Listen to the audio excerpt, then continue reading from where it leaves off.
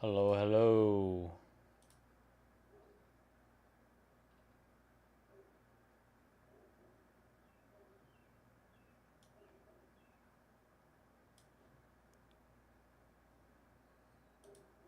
Make sure all is working.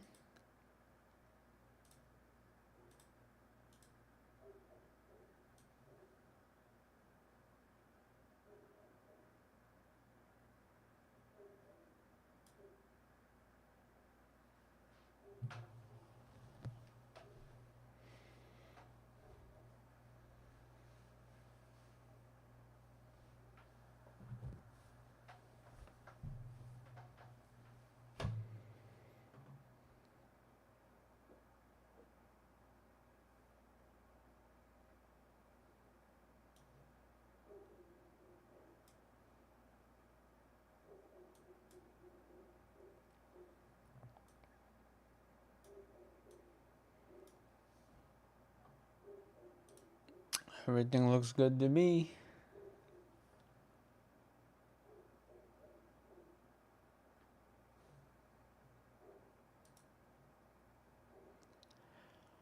What do I watch today?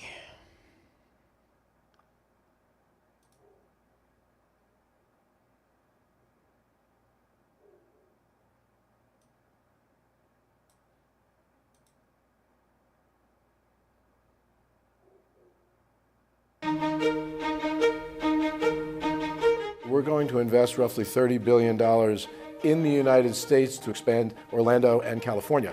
This park is the most technologically advanced thing we've ever done, and we've done some pretty advanced things in our time. Walt Disney World and Universal Orlando Resort, two of the biggest names in theme parks, are about to get even bigger. We've got a lion's share of that investment coming to us. At Walt Disney World, plans are already in the works, with expansions and facelifts being rolled out across several of its parks, including the largest addition to Magic Kingdom in the park's history. This is a massive site, and we want to stay relevant, stay current, invest in our existing assets, and make new experiences as well. Across town is Universal Orlando, the home of another iconic castle.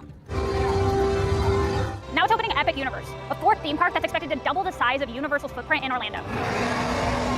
It's so different than anything else that we've ever built, but certainly I think it's different than anyone's ever built. A theme park Universal hopes will rival Disney World, making it a full-week destination in itself. I think you might be passing Disney at this point, Mark. But as these two theme park giants invest billions into their Central Florida properties, a dark cloud is hanging over Orlando. Now, looming over the whole industry is concern about a potential decline in consumer spending. Economic and political volatility has pulled on consumer sentiment, forcing travelers to forego U.S. vacations. In 2025, the United States is expected to lose $12.5 billion in international travel spending, a 22% decline from its peak in 2019. That trend could cost the U.S. $21 billion in revenue if it continues. Can Walt Disney World or Universal Orlando escape a broader, prolonged period of consumer weakness that results from tariffs? No way. So will Universal and Disney's billion-dollar bets on theme parks pay off, or will a tourism downturn sour Orlando's epic summer?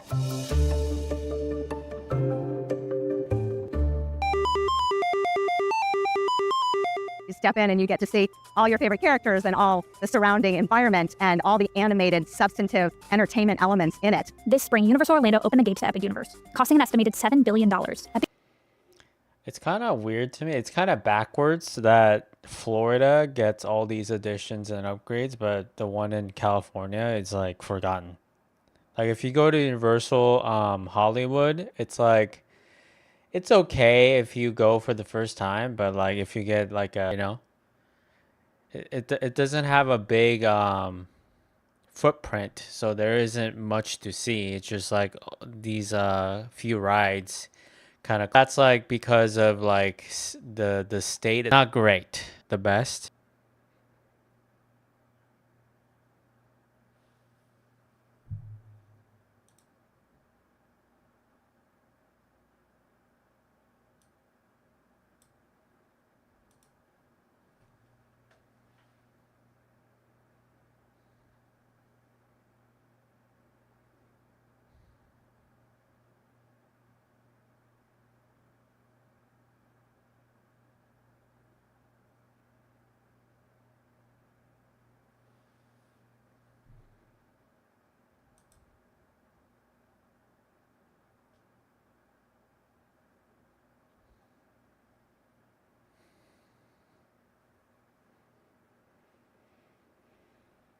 Are we back? I think we're back. All right. Epic Universe is Comcast's biggest theme park investment to date. It also marks the first theme park opening in the US in more than 2 decades.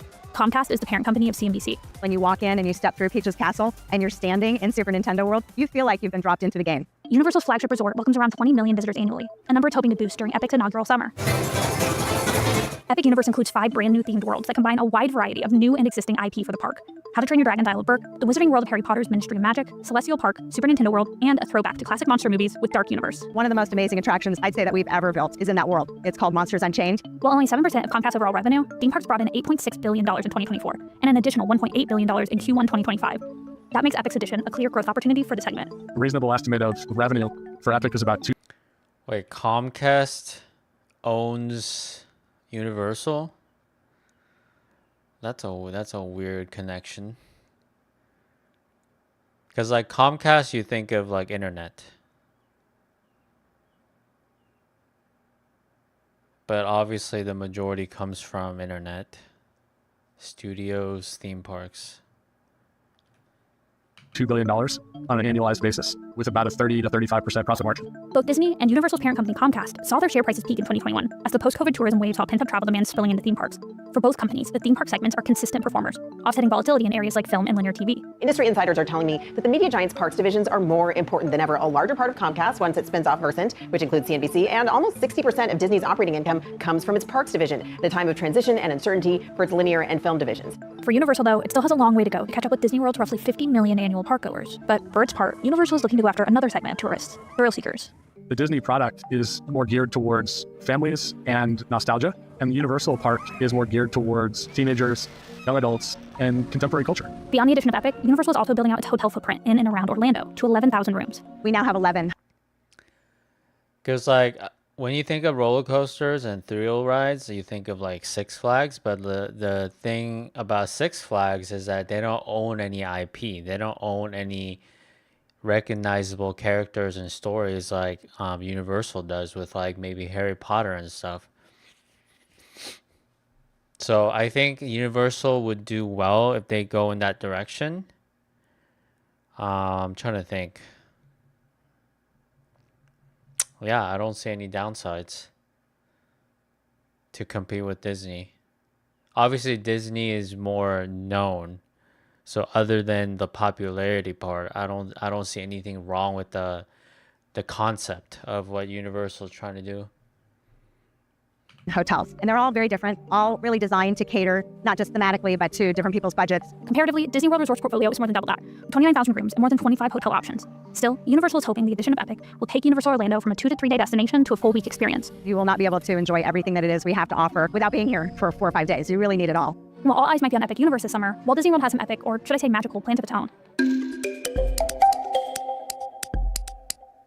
I'm standing on Main Street, USA, in Walt Disney World's Magic Kingdom. Every single day, tens of thousands of visitors come down this street towards that castle, culminating in 17 million visitors annually. Welcome, dancers, welcome. Riding rides, taking pictures, eating pretzels, buying Mickey ears, and staying at Disney resorts. We talk about the Disney bubble. Without that, we wouldn't be able to have that value proposition. Now, with $30 billion being infused into its US parks, Disney World has already rolled out plans for some major expansions and additions.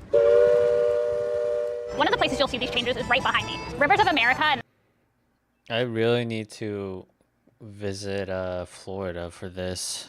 I haven't been there in a while. The Space Beyond is going to be home to one of Magic Kingdom's largest expansions to date, a brand new Cars-themed area and Villains Land. We're taking villains that we know and love from their stories, but we have the chance to create a new place for them, a new environment that has not necessarily been seen. Disney's Hollywood Studios will also be welcoming a new expansion with Monstropolis. Other projects are already in the works. Hidden behind this green wall is the future site of Tropical Americas, a new addition to Disney's Animal Kingdom, opening in 2027. We're leaning heavily into the Maya culture. To put in perspective how big that $30 billion investment is, in 2018, Disney opened Pandora, the world of Avatar and Animal Kingdom, an immersive world that cost an estimated $500 million to build, featuring what was, at its opening, the most advanced animatronic in Disney Parks history. Over in Disney's Hollywood Studios is Star Wars Galaxy's Edge. Opened in 2019, the entire 14-acre expansion Disneyland's 1 billion Star Wars. Wait, this was 2019. Okay. cost Disney a reported $1 billion. You have incredibly advanced figures like the Shaman on Navi River, or you've got something more nimble like BDX droids that can circle the globe very quickly. And rest assured that as we think about the investments that we're making in Tropical Americas and Cars and Villains in the future, all of that and more is being incorporated into the thinking of what we'll be able to bring to life for our guests. In 2024, Disney's theme park segment raked in a record revenue of more than $34 billion, a 5% climb from the year prior. Disney really is a theme park company. It also makes films and television. So it's about 2/3 of the company's operating profits are coming from experiences. On top of its announced $30 billion investment, last year the Central Florida Tourism Oversight District approved a historic deal with Walt Disney World. Remember Disney's political back and forth with Governor Ron DeSantis? Well, it quietly came to a close last year. Afterwards, Disney and the board came to a new agreement where Disney would invest up to $17 billion over the next 10 to 20 years.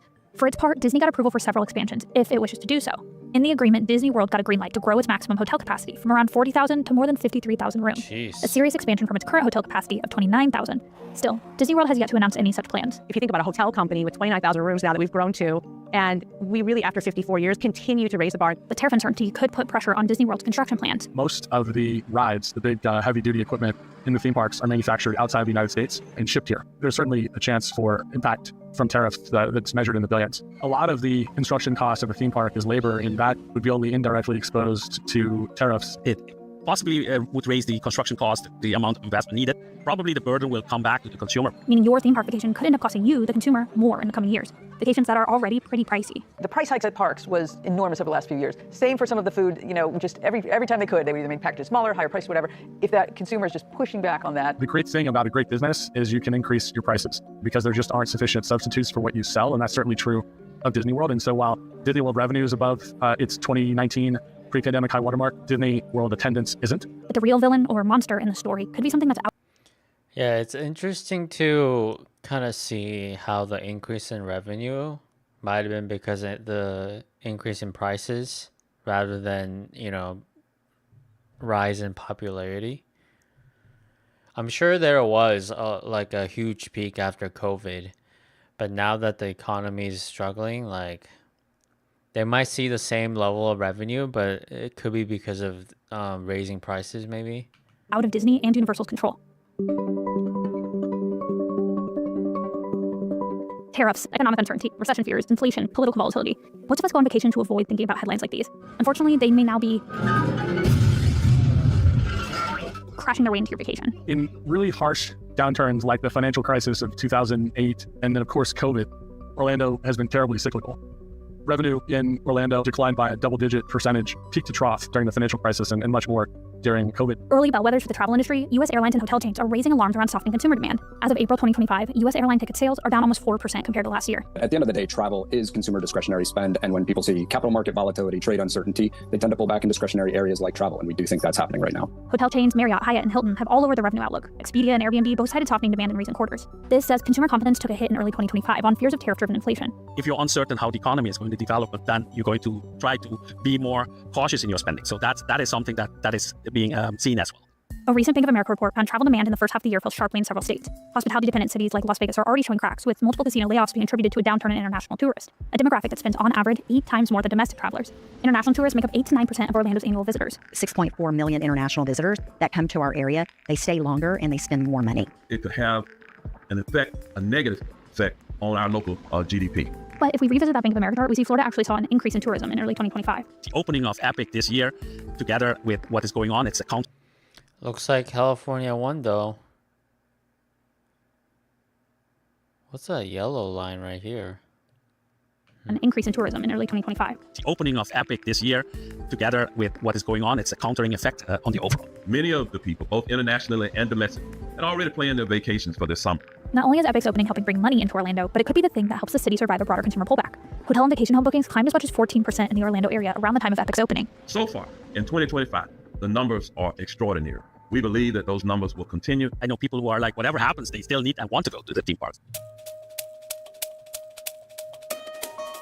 When it comes to this multi-billion-dollar battle between these two theme park giants, analysts believe Epic Universe's opening isn't just a tailwind for Universal, but also a big driver for visitors into Disney World. Disney's Parks Chairman Josh D'Amaro is bullish, saying, quote, if something is built new in Central Florida like Epic Universe, that new tourist coming into the market is going to have to visit the Magic Kingdom. The numbers speak for themselves because Epic is having an amazing opening as far as ticket sales and driving that demand. You look at Disney and SeaWorld, and they're seeing incredible numbers already in this year. Disney said that their forward bookings for the prime months of the theme park season are up mid-single-digit % against last year. So will these historic theme park investments pay off? Well, when it comes to Disney's $30 billion in expansions. In the long run, it almost certainly will. We have objective financial evidence that historically very large, tens of billions of dollars scale investments have paid off. For Epic, however, Universal's newest edition might take a little more time to turn a profit. Comcast will require years of growth and price increases to drive Epic towards a really robust financial return that meets the level of the more seasoned portfolios at Universal and Disney. We build these parks and these assets for a very long future, and we're not in it for a short term. Never mind.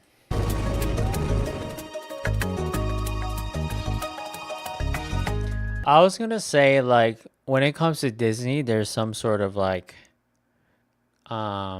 consistency with like all the IPs. I guess like if you think about Marvel and Star Wars and all the Disney characters, like maybe there's some opposites or there's a big difference there. But when I think about Universal, like you have Mario here and you have Harry Potter here and then you have Transformers, I feel like they're so opposite IPs that, you know, that could hurt Universal, I think.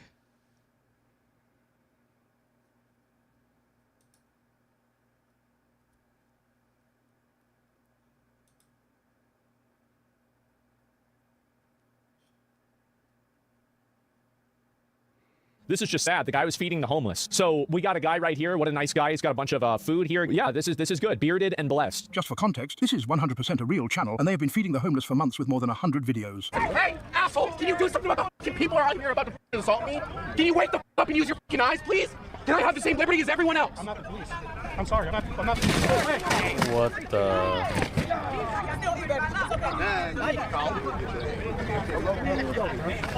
This guy. So yeah, anyway, I don't know what was that. Yeah, so what about these chips? So can I get any of these in the box or what? Wait, immediately, like he didn't even give a fuck. Nah, this is a nutball. Yeah, absolute 100% nutball. Crazy fucking retard idiot. Needs to be in a mental asylum. I mean, you're talking about getting assaulted. This is some random guy with a hoodie on, and you want him, he goes, can you do something about the people out here about to assault me? Can you wake the up and use your eyes, please? I'm not the police.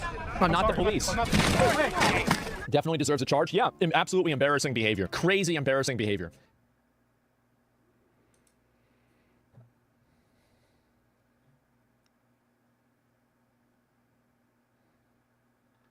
I feel like whoever that person, you know, whichever tribe that person belongs to or identify with, like that tribe or group has to call this out. Not everyone else, not the people who gets triggered by those videos, because it's not going to make a change.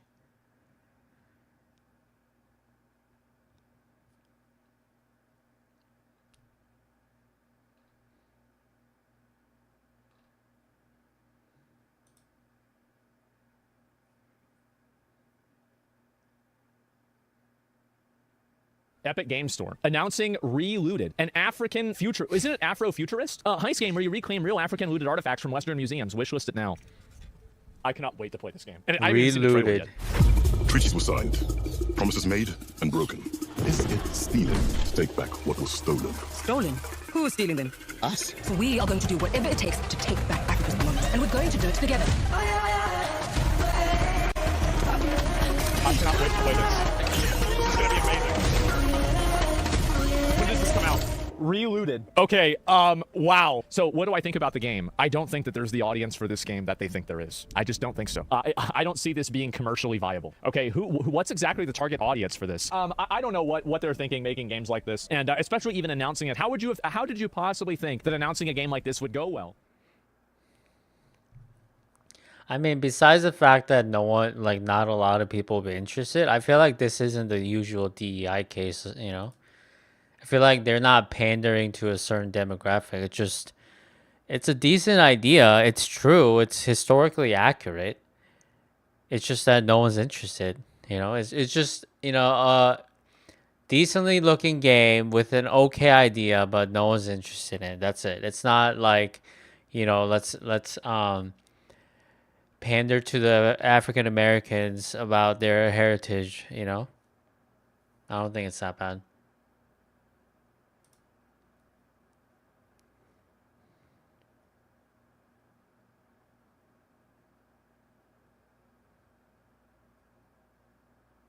What about Age of Empires 5? What about StarCraft 3? What about Minecraft 2? WoW 2? Star Wars Battlefront 3? Fortnite 2? What I do hope to see is actual gameplay of James Bond. Halo 2. Why are you praying for Halo 2? That it already exists and has been remastered. It's happening, folks! Jeff Keighley's gonna reveal Minecraft 2 right now. We're going to give you a whirlwind tour of dozens of games from studios big and small. From Lego bricks to puppets, zombies to Marvel heroes, this show has a little bit of everything. None of those things sound good. Some brand new. These events help remarkable games, big and small, find their audiences. And hopefully, if you're watching this show, you'll discover your next favorite game. Let's kick things off with a game from an independent studio who is thinking very big. Let's take a look. Silksong? Souls-like game? Weird enemies? Man with a sword for a head? Dude, Souls-likes have gotten so popular. You're a weapon, child. Oh, shit. Oh. Okay, that's pretty cool. I mean, listen, if it's good, I don't care if it's another Souls-like. Souls-likes are fun. You fight really cool enemies. That's the only thing you need is really cool enemies. There's a gun? Okay, this looks pretty cool. I have nothing to complain about. But what's that game that came out recently? It was like Kingdom of the Fallen or something? Kind of like this, but it didn't have that Souls difficulty, Lords of the Fallen. It kind of was mid. I'm worried this could be like that. Like, it looks cool, but it's actually kind of ass. Like, the way it plays matters a lot. Anyway, that looked cool. I think I got thumbs up. Here you can engage in intense combat and lead massive armies into epic scale battles, Age of Empires? as narrated by actor Tom Hardy. Tom Hardy, Age of Empires? Wait a minute, I'm curious. Thou shalt not kill. Is it Tom Hardy? Raw Power Games. Okay. Ambitious men do not listen. I saw no. Oh, wait a minute. Wait, what is this? But war found me. That was cool. Chess 2.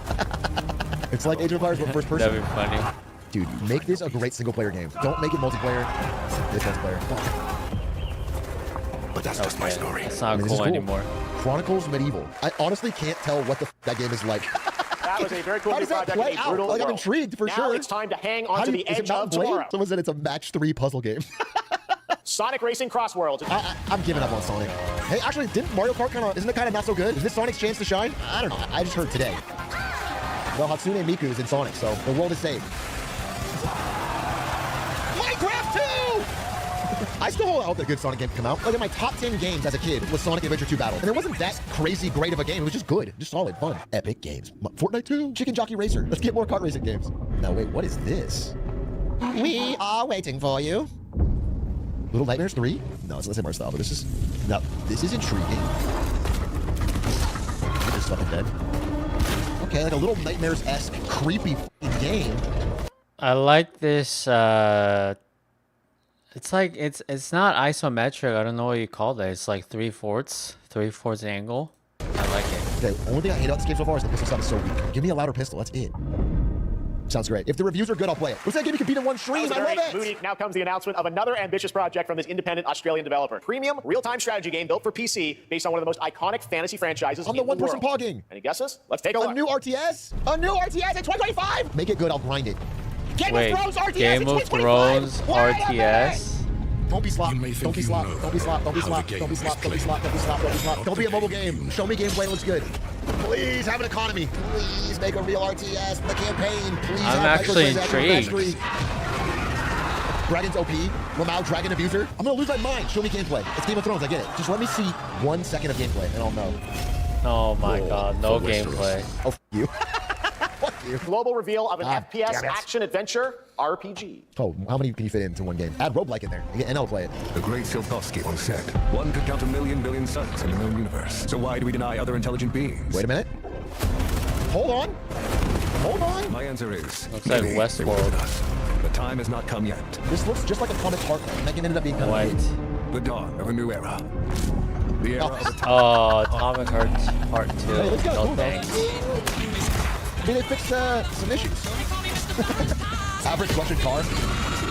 I was gonna say this looks weird like that game, but and it's the sequel. Now let's completely switch gears. You guys all know I love my puppets, and this next project is one I've been tracking for a few years. What you're about to see is running completely in real time and Unreal, and I cannot wait to play it. You know what'd be awesome is a Souls-like Sesame Street game. Where like you have to slaughter Big Bird and like walk down the street and everyone's trying to kill you. You're like Oscar the Grouch with a shield and a sword. That'd be so sick. All right, you little sick of fuzzy shit. Show me what you got. Wait, what is this? What is this Muppet stuff? Gotta transform me. Don't waste my time. This is it's crazy. And a boy. Red crap burnt those car blue. This man ain't gonna be himself. I've been taking dumps in there all day. This looks good. It looks funny. Wait, was that the gameplay? All right, Dune fans, now you can finally step onto the world of Arrakis yourself. Dune. Can I play some Shaolin Go courtside to Knicks games?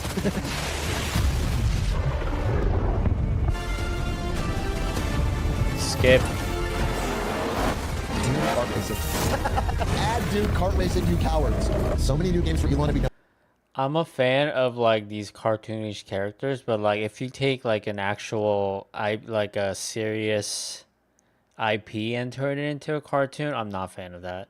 For one at, I bet he's excited right now. Elon's got plenty of time to grind now that he's out of the White House. So this game, to my understanding, is a multiplayer survival game where you can build stuff on the planet of Arrakis. It's Dune Rust, that's right. Call it Dutch, dude. Dune, no bacon egg. Cool. I saw my world fall to ash. You're the only one. Everyone sees that in video games. Souls-like? It was all for naught. Souls-like? Sentinels? Multiplayer? Every game is Souls-like? Souls-like, but what's the twist? No You twist? only take my hand. Return to the past. Everyone is doing Souls-like in the same universe, it feels like. It's always like this True. weird, twisted, gothic horror. What you're about to see next is a stop-motion co-op platformer where everything has been crafted by hand. It's called What? Out of Words, and I'm honored to show it to you today. That's kind of cool. What? How does that work? Wait, what a cool idea. Oh god, body horror. A handcrafted co-op journey. I can't wait to play one day of this with Stans. I can't wait to play the first 4 hours of this with Stans. Looks cool. They don't play with Ari, that'd be fun. With each of his games, he pushes in bold new directions. Oh my god. And Is we he are checking the fucking honored to have boxes? him with us for the first time Kojima? at Summer Game Fest in Oh, no. person. Please, everyone, join me in welcoming the great Mr. Hideo Kojima. Oh, it is. Jeff Keighley, mix it up, bro. You're doing the checklist. Aki, great to see you. This is like Tim Burton making a big deal out. My next movie's gonna have Helena Bonham Carter and Johnny Depp in it. So right now, I know you prepared a special exclusive clip for SGF. Let's take a look at All this. right, let's see the gameplay. They're friends IRL. We know. We Okay, know. 'cause he I'm talks ready about it to every be year. weirded out. We're all aware that Kojima and Keighley are friends. Wait, It's like you and Gavin. the last trailer ended with like the Solid Snake coming out. Now I'm intrigued. Yeah, my good friend Gavin. Over here, please. Okay. You can't smoke in here. No smoking, please. So you are Neil Vanna. Mm-hmm. What do you do? I'm a porter. A porter? How about that? We're good for the day. Okay, thanks. Neil. So you made it then. Sorry. You really don't remember me. Oh? Oh? You're right. Same frat. Stop! What does it mean?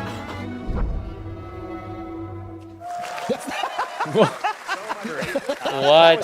Come on. POV, this is the most insular announcement to only fans of the first one. If you don't know about the first one, this is like completely unintelligible. We're gamers. Show me Mario going, let's go, and jumping on a Koopa's face. Well, the game's going to be out in 20 days, so I'm not going to give any spoilers, you know. Bro, you should I know. spoil something. Really? All right, thank you so much. Hideo Kojima, everyone. Great to see you, Mr. Kojima. It's been all... This game's coming out in 20 days already? Wow. Almost 2 years since players first stepped into the role of Geppetto's puppet to save the city of Krat and Puppet Frenzy in Lies of P. Overture, the DLC Pinocchio? expansion to Lies of P, that transports players back in time Oh, with new Lies of characters, P. Is it one opposing that enemies, and automatically bosses. finishes the last Here's part of the game for you? exclusive I did love this game. I just don't know. Something happened. I stopped. I'm not going to play it now. I don't even know how to play. I don't remember the controls. Holy.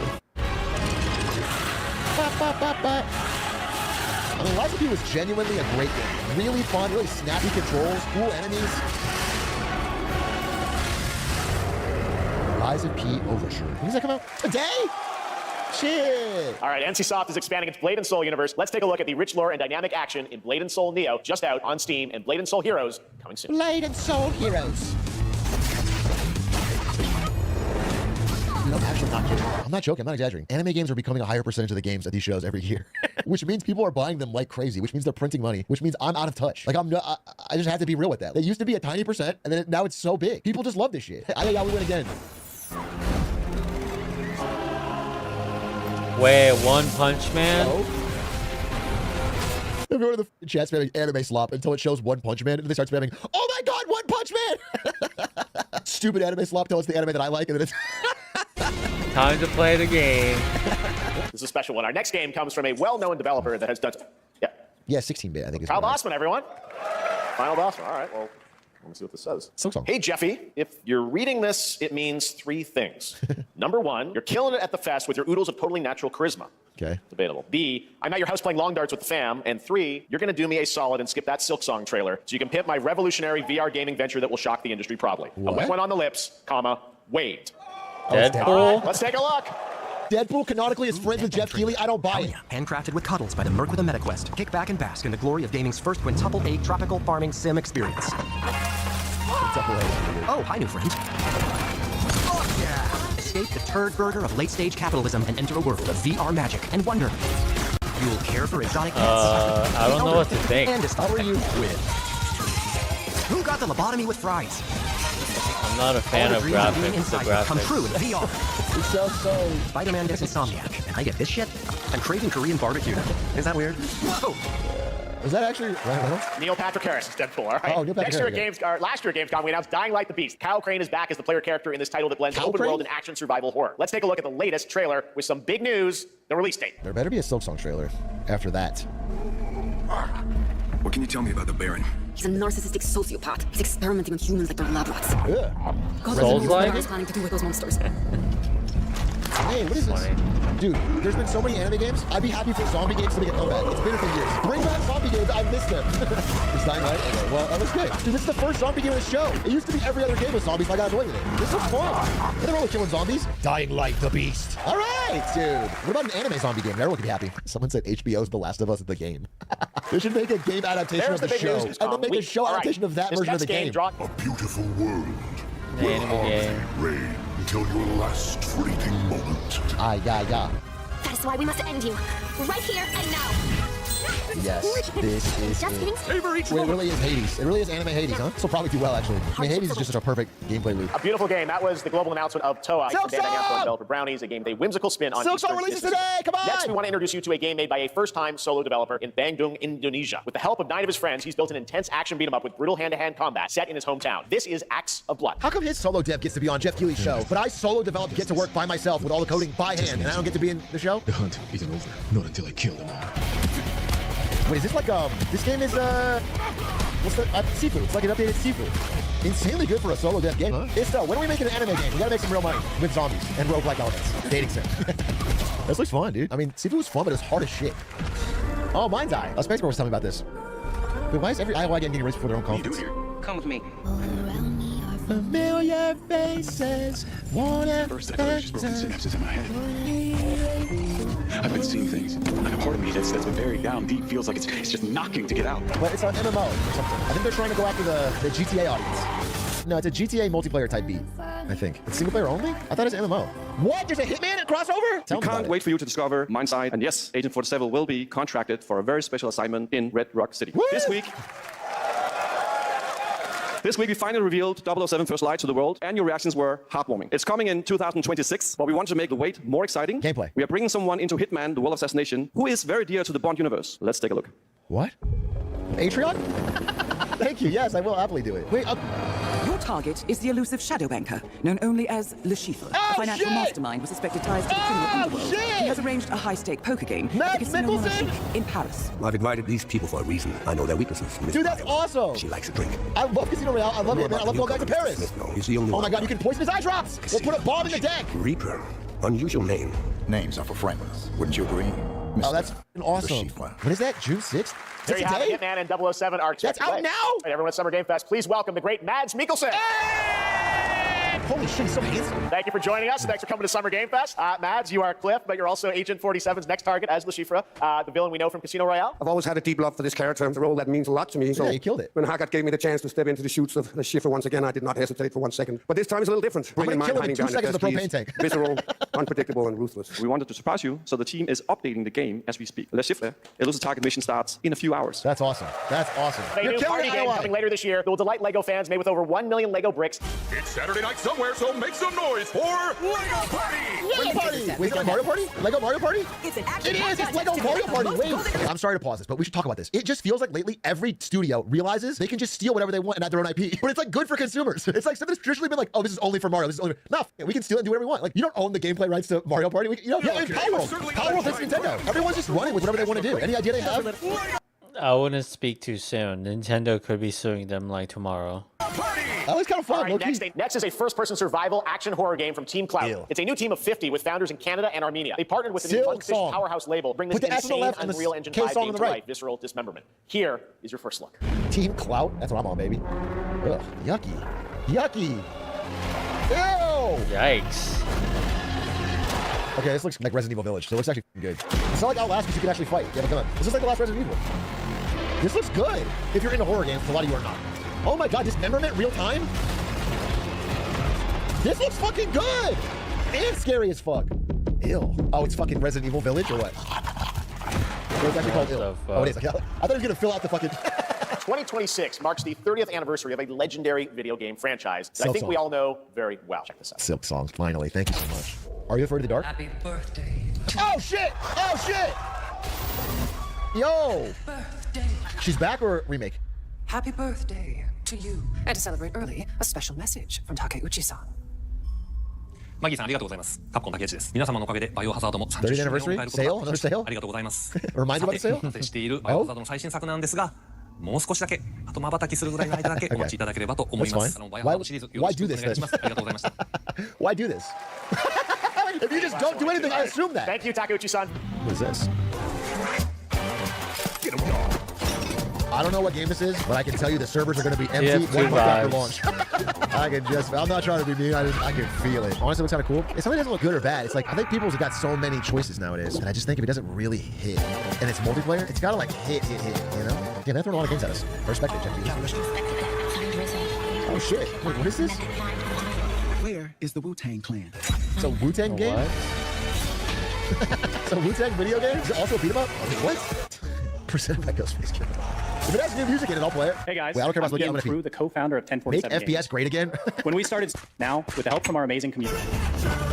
They did not sneak Silksong in the middle of Splitgate 2. No, Now we are honored to showcase the latest project from the talented minds at RGG Studio in Japan. What does RGG do? Yakuza? Oh, this is the old school Yakuza, right? They already announced this. It's like Yakuza early years or whatever. And it's like Japan in like the like World War I era Japan. Oh, 43, World War II, never mind. It's time I close my eyes. 1943 Japan is in the middle of the war. They're 2 years from being nuked. Don't spoil. All right, well, we're almost done here, but we do have one final, very special global game. Let's go! To share with all of you. This one comes from a studio that is no stranger to delivering blockbuster Halo games 2. time and again. That's not going to be so When I first got a glimpse at this project... Come on, what is it? It's just Kojima taking a shit for 30 minutes, and they filmed it. What is this, Death Stranding 2.5? Grace Ashbrook. Yes? Okay. My office. It's X-Files? Just clean your desk, lady. Come on. Looking like Asmongold's desk. Well, less books, I guess. We found another body. Oh, one shit. that exhibits the same pathology as the others we've been investigating. Now, I need a good technical analyst on this. The Renwood Hotel. Zombie game? Uh-oh. I know. That's where your mother was murdered. Then why are you assigning her to this? Alyssa died 8 years ago. Why would you assign? Perhaps it's time for you to face the past. You can't find anyone else to go back to where her mother was murdered? So now it's perhaps time for you to get over it. Uh-oh. This assignment did not go well. Voices down. Have you seen the same shit I've seen? Please know that you... Let me see some gameplay.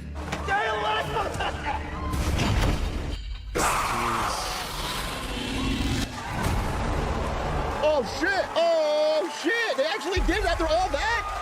It was a fake out? He said it'll be a blink of the... Ah, that makes more sense! There you have it. That's not even that one of those. Cinema! Listen, they've been killing it. RE7 was good, RE8 was good. That's going to do it for Summer Game Fest. We will see you at Gamescom on August 19th. Thanks, everybody. They said this year. They said this year, and by God, it better be this year. Or you know what I'm gonna do? You know what I'm gonna do? Hold me back. I am going to fucking do exactly what I've been doing for 5 years and change nothing and still buy it when it comes out. That's fucking right! I'm gonna pre-order it for $90. Hello, hello, hello. Hello. What are they announcing? Oh my God. Oh, we missed Hitman iOS. Oh no! How will I ever continue my stream without being able to play Hitman on the iPhone I don't have? Wait, you don't have an iPhone No, yet? I have an Android. Wait, you guys don't have phones? Wait a minute. Hitman the board game? The board game is coming to Kickstarter. Wait, this is real? We're getting a Hitman board game? I can't believe it. We gotta get out of here. They're on Kickstarter. Wait, is the Joker real? Big board game. What do you think? Is this a joke? I don't know. I thought it was like an April Fool's thing in June. What do you mean? I was smoking crack. Just fucking I was around. smoking This is a weed. corporation, man. I don't know. I don't Profits and stuff they gotta worry got about. profits and stuff. Sorry. This looks fun. Wait, Linkus, Ari and I will road trip to Texas and play with you and Maisie, but she has to. Yeah, you'll like FaceTime me, right? Yeah. Well, I mean, we'll see. You know, it's like we're.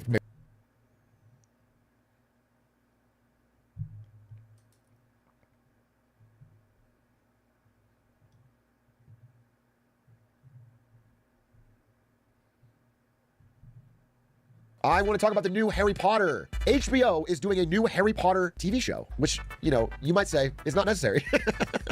It's not necessary. You might I'm look at the world and interested. say, do we need a Harry Potter TV show? We've had the books, very successful. We had the movies, very successful. Do we really need to remake the same stories again for an HBO series TV show? And I think so because I can't even remember what was not in the book, but I feel like with the TV show, it's same with like Game of Thrones. Imagine if Game of Thrones was just a trilogy, or not trilogy, but like 8 movies or whatever. Imagine like all the stuff they're gonna take out. So I feel like for a rich story like Harry Potter, I think it could benefit from a TV show. asked a poll of 100 millennials, and they all said yes, myself included. We do need that. It's actually non-negotiable. We do need it. So it is happening. And today they announced the cast. They showed the new children who will be playing Harry, Ron, and Hermione. So I want to pull that up. So this is the original cast: Hermione, Harry, and Ron Weasley. Okay, the original cast. Goated, scroted. I mean, very British. Dan looks weird here. Making fun of a child. Listen, I'm all for making fun of children, but on their appearance. Anyway, this is the original cast. This is the new cast. Is it just me, or are they too smiley? Right? Like, this is a normal British smile. Thin pursed lips. Too smiley. Almost like you're not smiling at all. This feels demonic. They look fake. They look like, I mean, especially this kid looks like a Minecraft YouTuber, bro. He's got dead eyes. I'm bullying a child. I'm sure he's fine. I'm sure he's fine. It's just, my God, you know what it feels like? It's just like actual children, alien hosts. I'm sorry. It feels like there's alien hosts in children bodies. Or you know what it is? It's like not aware of being constantly filmed at all times and having a camera on you at all times, is aware of being filmed and having a camera on you at all times. An environment in which a camera is omnipresent, an environment in which it's not. Listen, I'm overreading into 2 photos here. I'm sure these kids are fine. I'm sure they'll do a great job. I really don't have a major problem with it. It's probably just it's honestly just this kid's creepy smile more than anything. But even you know, Gen Z Ron here. No, I'm sorry, My assessment of, like, people are like super mad about Hermione being not white, but I feel like as long as J.K. Rowling gave her blessing and she said Hermione's never intended to be white or whatever, I feel like it's fine. It's faithful to the story. But my complaint, let's say, is that Harry isn't like too nerdy enough. Harry is like the weird kid in the book. You know, he's the only one who doesn't really have a romantic relationship until like way later. I feel like this kid's too good looking, you know? Like, who wouldn't fall in love with this guy? I feel like Daniel Radcliffe, I mean, you know, no shade to the actual person, but like Harry, the original Harry Potter, like he looked kind of damaged, you know, which kind of fits into the story too. And Ron Weasley, like he's too, you know, it's kind of weird to say about a kid, but like he's too not weird looking enough, you know? That's my complaint. Beta, Alpha Ron, his haircut's too nice. Maybe I'm just biased. I'm just too biased to the original cast because like that's these people are who I grew up with, but I'm trying to think back to the story and like they just fit so well to the story. He looks like a TikToker. But we'll see. You must be a Weasley. I've seen your type before, always on the TikTok. He must be a Weasley. Sheesh. Ron doesn't look poor enough. Ron looks rich as dude. Ron looks like he kicks his drink down at a fast food place and says, well, the workers will clean it up. And laughs about it. He does prank TikToks. That's what he looks like. He doesn't look at all struggling. He doesn't look at all like a kid who's out of place. They look generic. I mean, again, I can't stress enough how funny it is that we're bullying 3 children.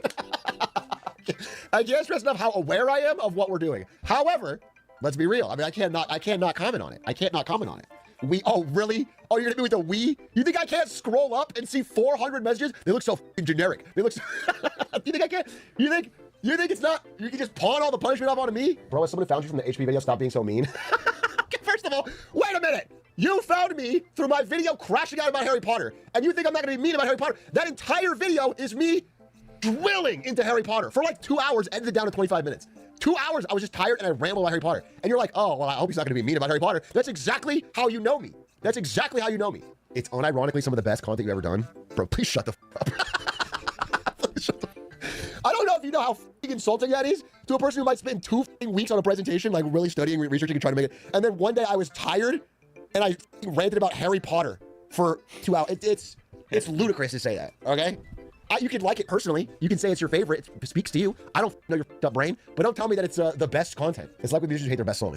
You're saying that I'm Radiohead and the Harry Potter video is my creep. But I'm a wizard. Funny. Wingardium Leviosa. Imagine being the target demographic for Harry Potter in 2025. What I don't think you understand is that the way it works is whoever the target demographic was when you were kids is the same people when they grow up. It's kind of odd to be in the position where you're like the parent, whoever, you're like the parents' age of like Gen Alpha right now, and they probably wouldn't approach Harry Potter from like a book's point of view. The TV show is gonna be like their first exposure to it, you know? I think that's a weird place to think about. Cause like I grew up with the book first, and then I saw the movies. So for them, it's gonna be like, depending on how faithful the TV show is gonna be to the books, like they'll never get to know how great of a story it truly is. But at the same time, when I was growing up, I'm sure I saw movies like Lord of the Rings is a good example because the book came out way before then, right? And people grew up with the book and they saw the movie, just like I am at that position right now for Harry Potter. I'm getting old, guys. That's what I'm trying to say. That's why they sold Transformers movies 20, 30 years later. They wait for you to age up to your earning years, and then they resell your childhood back to you. That's how it works. It's worked for a long time. It's not just millennials dealing with it. We just got through all the boomer stuff and the Gen X stuff, and now it is millennials' turn to be milked. So funny that I just talked about what he said. Certainly the TV show will go over all the stuff the movie skipped. LOL no. Why do you say LOL no? Because like, yeah, it probably will cover things the movies missed. It's a TV series. There's like way more episodes. There's more footage. They will cover more things in the, like what you're saying is not even like a high hope. It's like almost default expectation. It's an HBO show with hour-long episodes about Harry Potter. Yeah, it's going to cover more stuff than the movie. I do wonder if they, I'm trying to think, because like it was always from Harry's perspective. So when it comes to like drama and, you know, events with kids, it's not as deep and it's not going to be like, it's not going to be a lot compared to like an adult show like Game of Thrones. So I wonder if they're going to go deeper, kind of go off the script on like the adults of the story, like Dumbledore and Snape and, you know, the professors maybe. Like I wonder if they're going to go deeper into their stories, personal stories.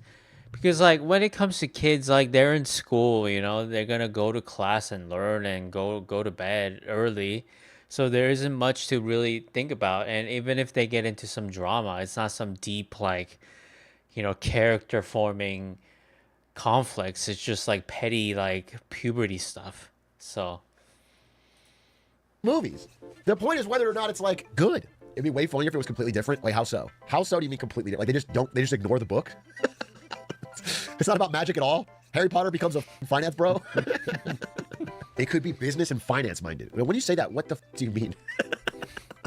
Are you saying that unironically?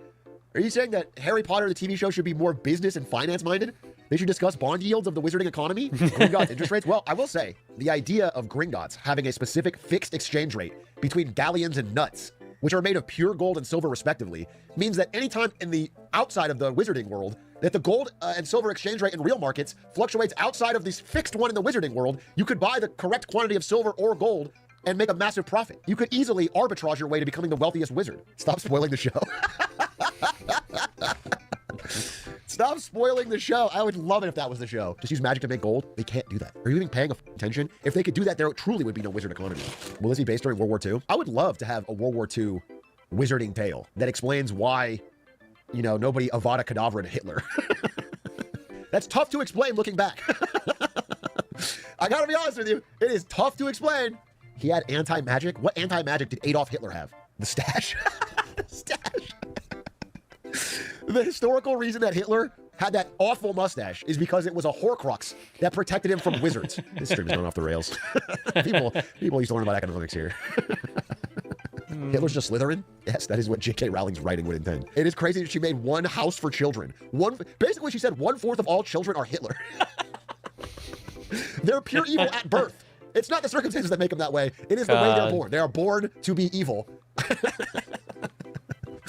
No, that's crazy. It's in their blood, yeah. Look, who's the other cast? Harry Potter show cast. I think they cast some other people. A bunch of British people. Really? Using the teachers, maybe one of them's. Hey, that guy's from something. I know that guy. What's he from? Shaun of the Dead. That's Shaun of the Dead guy. They got Ronald Reagan back from the grave for the show. Chris Pratt doing the voice of Harry. Wouldn't it be kind of cool if Hermione and Ron are played by real children, but Harry Potter is animated and voiced by Chris Pratt, and he like has that way he gives him more whimsical charm. Like it's almost like a Who Framed Roger Rabbit, animation meets real life. I mean, again, it would fit the story of Harry being weird. Okay, he's like the odd one from the whole story. Type thing. Peter Dinklage as Hagrid. Okay, relax. Can we get LeBron James to play Voldemort? Okay, you're actually cooking. I actually unironically think that's a good casting choice. I'm gonna say it. I think if he took it seriously, if he really committed to the role, and they have LeBron James come out there, hairline and all, and does his best Voldemort, I think it'd be an inspired casting choice. People would talk about it. He would lend some gravity to the role. I think LeBron could do it. LeBron James Voldemort. I mean, I Googled it. I didn't really get anything. I don't know what I expected. It's almost like nobody else has had this thought, which is unfortunate. Okay, let's try it. LeBron James evil. Okay. And I want you to imagine in a wizard robe. Okay? And he's looking at Harry. It could work. And he's talking about, you know what I'm saying? Are you feeling the aura? And no nose. And the nose is gone. And he's got the Death Eater tattoos. And he's screaming, Avada Kedavra! Do you understand? Are you seeing the vision, or are you, dare I say it, too small-minded? He's got a Wizards jersey on. This is exactly what AI is for. Someone needs to, use AI to make this happen and see, so we can see. Hear me out. Jack Black as Hagrid, unironically. You are either a brain-rotted Zoomer or a Hollywood studio executive because of your constant insistence that Jack Black must play every role. He doesn't need to. We don't need Jack Black as... I think Jack Black does fit the appearance of a Hagrid. He could, but it's like the personality is different. Hagrid, unless The Rock is Dumbledore and Kevin Hart is... I don't know who Kevin Hart would be. Dobby. Kevin Hart is Dobby. Well, you gave me the sock.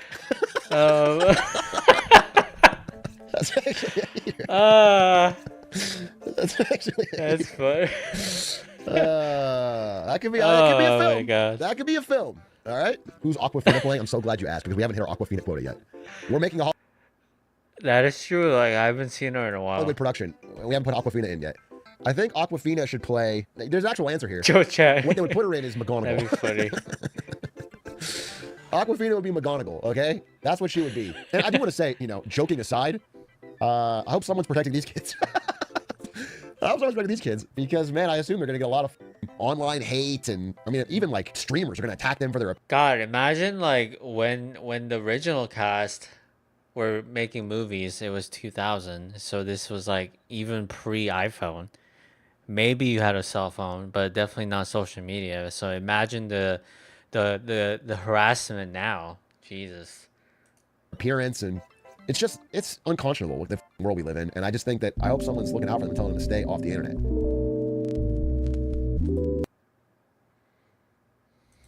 Oh, I didn't know you were the almighty god of wizardry. It makes no sense.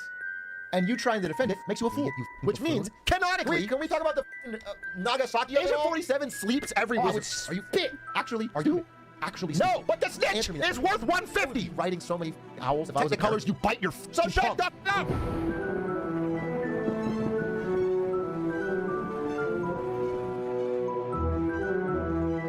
Wait, I need to talk about Harry Potter real quick. Damn, this is like really produced well. I liked all the little edits. You read the books, of course. I'm a millennial. It's like asking a fish, breathe water. That's a stupid question, bro. Yeah, I read the books. The overarching problem. How old is Atrioc? 34. I'm older than him. With Harry Potter universe as a whole, and I'll be the bravest one to say this, is that taking a wand. Whenever I see people that's like 1 year younger than me, like I imagine them like in high school or like in middle school. Like when I was 8th grade, this guy was 7th grade. You know, he was that little kid, that loser. That's how I picture it. And saying is just similar, is just simply worse than a Glock. Factually, an Apache attack helicopter wrecks a whole field of wizards. Even Voldemort's out there saying Avada Kedavra to kill people. It's crazy, dude. Imagine if he just had a gun. I mean, I assume you can block the bullet if you're a wizard, so it would be different. Even if you had if you're on an Apache helicopter, like you would block all those bullets, like Dumbledore blocked all the glass shards from Voldemort. You know, it would be the easiest thing to block, I think. But the thing that you kind of have to convince yourself is that Avada Kedavra is unblockable. Okay, that's why it's deadly. That's what we're supposed to believe. What? Well, I mean, the speed, dude. You're gonna cast your shield charm fast enough from a sniper? Agent 47 sleeps every wizard. I say that on God. Can we talk about the elephant in the room? Can we talk about the Nagasaki of it all? A nuclear bomb is so much more powerful than anything Voldemort's ever done. Half of the scary is he has a big snake. You know what's scary is what Truman did in World War II. That's scary. One of those on Diagon Alley and that shit's dust. It's crumbled. Call him Crumbledore. They act all haughty in the books and movies like, oh, we're wizards. We're so much better than these muggles. It's like, bro, if you want to send someone a message, you have to write it down on parchment and get a owl to deliver it. I can text it. I can text anyone on the globe right now, and then if I want to, we can drop a drone. The military differential is astronomical. 4's like the peak of the series, if you think a triangle. Even the books, dude, I think it peaks at 4. 4 is not the peak of the series. Oh, I didn't know you were the almighty god of wizardry. Who could say the answer? I like 5 because there's a bigger story with Sirius Black. But God, it sucked when he died, you know? Spoiler alert, sorry. But that was a hit. See, I said like I would expect it's like a red wedding for millennials, okay? That when Sirius Black died is like the red wedding. But you kind of assume, I guess it's similar in the sense that Game of Thrones, they had red wedding like pretty early in the story, but like for a children's story, you would expect like important characters, important role models like Sirius Black to die off like later in the story. You could argue that book 5 is later in the story, but damn, like it felt so like out of nowhere. And he died so like without even doing much, you know? It's not even after like some like crazy fight and crazy turmoil. He just like snapped a finger and died. I guess when Dumbledore, like these are all spoiler alerts, so don't listen. But when Dumbledore and Snape died, like in book 6 and 7, that felt more earned because like you have all that history before from book 1 to book 6 or whatever. So it was like you kind of saw it coming, you know. It's like, okay, it's almost the end of the story. I expect someone important to die, 'cause, you know, that's how stories go. But when Sirius Black died, I didn't like that. Said it was, and you said it's not, and I don't believe you. I don't think you have no authority over me because I read them all and I watched them all and I analyzed it and I came up with a conclusion. Does Hogwarts have student loans? Yes, predatory ones. They're like 38% interest. It's crazy. They will steal your galleons right out from your bank vault. Why do you think the Weasleys are generationally poor? Yeah, exactly. They're just paying out student loans. Do you think Harry Potter had crypto in the world? No, but I think in our world, crypto is the real magic. Do you know what I'm saying?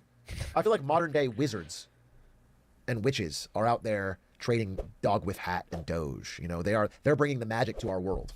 Canonically, wizards used to shit on the ground literally wherever and vanish the poop before toilets. I appreciate that update. That's one of those, after the books came out, J.K. Rowling thought she needed to get involved again. She felt like that needed to be said. All I'm saying is the way they act, I'm not sure it's a used to. I think they're still shitting and vanishing, bro. What would you change about the story if you could? Yeah, no, I wouldn't change too much. I mean, other than being a late life pivot into transphobia, Oh, wait, no, if I could change one thing, I would remove that. Wait, before he says anything, let me think. What would I change about this story?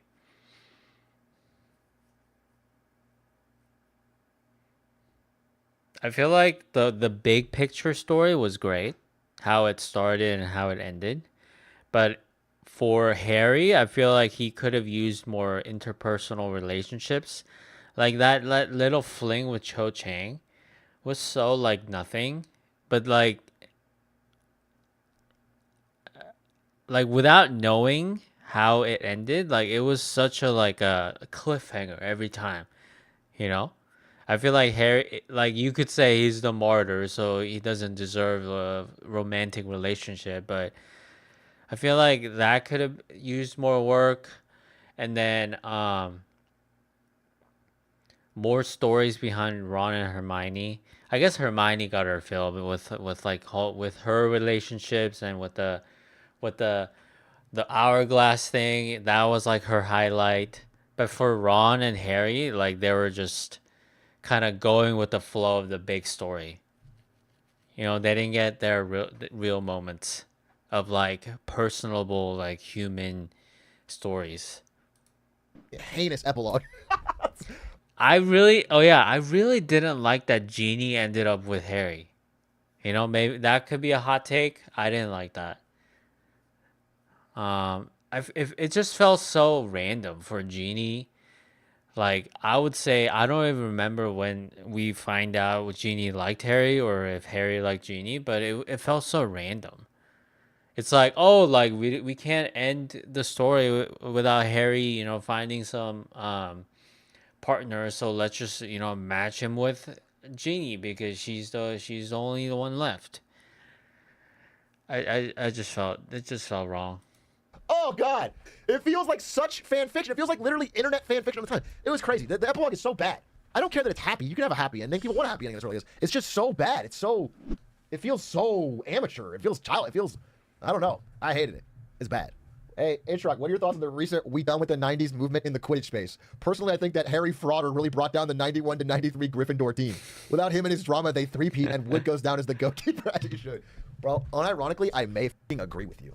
Honestly, that's one thing you should change. Because Quidditch could be way cooler. Understand that it is a game where there's big 3 hoops that you throw a red ball called a quaffle through, okay? And if you do that, you get 10 points. And that is what everybody on the team is trying to do, except for one person on the team called the Seeker. That person flies around the fucking stadium looking for a tiny floating golden ball called the Snitch. And if they catch that, the game is over and they get 150 points. So everything everybody else does not matter. Absolutely stupid. It makes no sense. And you know what else is crazy? You know what's crazy? Here's real Harry Potter lore for you. The game does not end until somebody catches the Snitch. Which means, canonically, some games have lasted days. Can you imagine being someone in the audience, watching days, weeks of people, one dude... I mean, I think the point is that the quaffle goals do matter because, like, if the game lasts... let's say longer than a day, I think you can make more than 15 goals, and that would be 150 points. So let's say one team A, scored 300 points, right, with the quaffle, and the other team scored 160. You know, they're the one losing, but team B is the one who catches the Snitch. And that is the upset, right? So it does matter, but when you think about the length of the game possible, then I think it does matter. The only reason quaffle would be meaningless if they find the Snitch within like the first 30 minutes, and that's instant 150 and the game's over. Then yes, in that case, all those like little quaffle points don't really matter. Trying to catch a little fucking goal that you can't even see. It's not they play in the rain. They play in the rain, in the cloud, in the dark. You can't see shit. You have to catch this little fucking ball. No one in the crowd can see it. Imagine this. You're watching a basketball game, and next to the fucking court is a giant haystack. And then LeBron has to find a needle in that haystack while the rest of his team plays. The fact that any of those games have spectators, that's the real magic. That's funny. The fact that anyone would fucking willingly spend their hard-earned galleons to go show up to watch that is fucking ridiculous. You can score more than 150 points and win without catching a Snitch. No, because the whole bludgeon game mechanic is entertaining. It's like the crowd there is usually watching for it's like soccer and hockey combined. It has that, you know, passing and dribbling of a basketball or a soccer with a quaffle, and also has a hockey element with the bludgeon, right? So 90% of the entertainment is from that.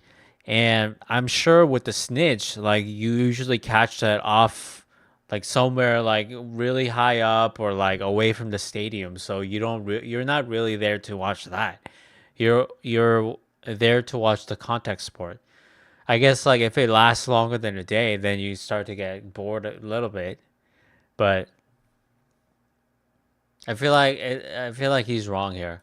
No, you cannot. Technicolor Fez. The game only wins or ends when you get the snitch. Now, you can score more than 150 points, but it would only matter if the other team, for some idiotic reason, catches the snitch. Why would they do that? Why would they do that? The only reason they would do that is if the writer is fucking stupid. It happens in the movie, actually. You also have to take into, like, suddenly I'm like a Harry Potter expert, but you also have to take into account the fact that once you're out as a player, there's no substitutions. So you could actually get people out with the bludgeon, right? So that adds element to the game mechanic. So let's say you have like 2 people injured on your team and they're out. So you have a disadvantage with the whole quaffle situation, but then you redeem that handicap with the snitch catch. So it's like, I feel like it's intricate in the right ways.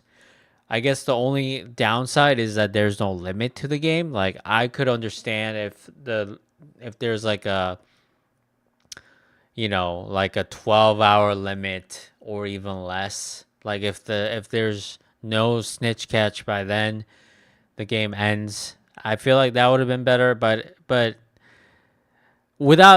forget the snitch, there is still elements of like entertainment within the game of Quidditch.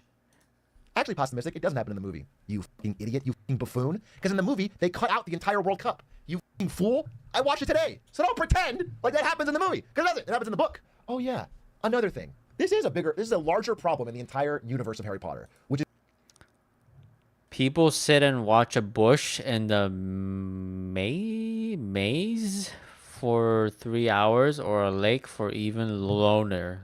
What? Is that people show up for sporting events they cannot see. I'm speaking, of course, of Quidditch, which I think is awful. But they also have the Triwizard Tournament, where spectators show up to watch Harry Potter and the 4 competitors dive into a lake, and then they don't see anything. They just sit there.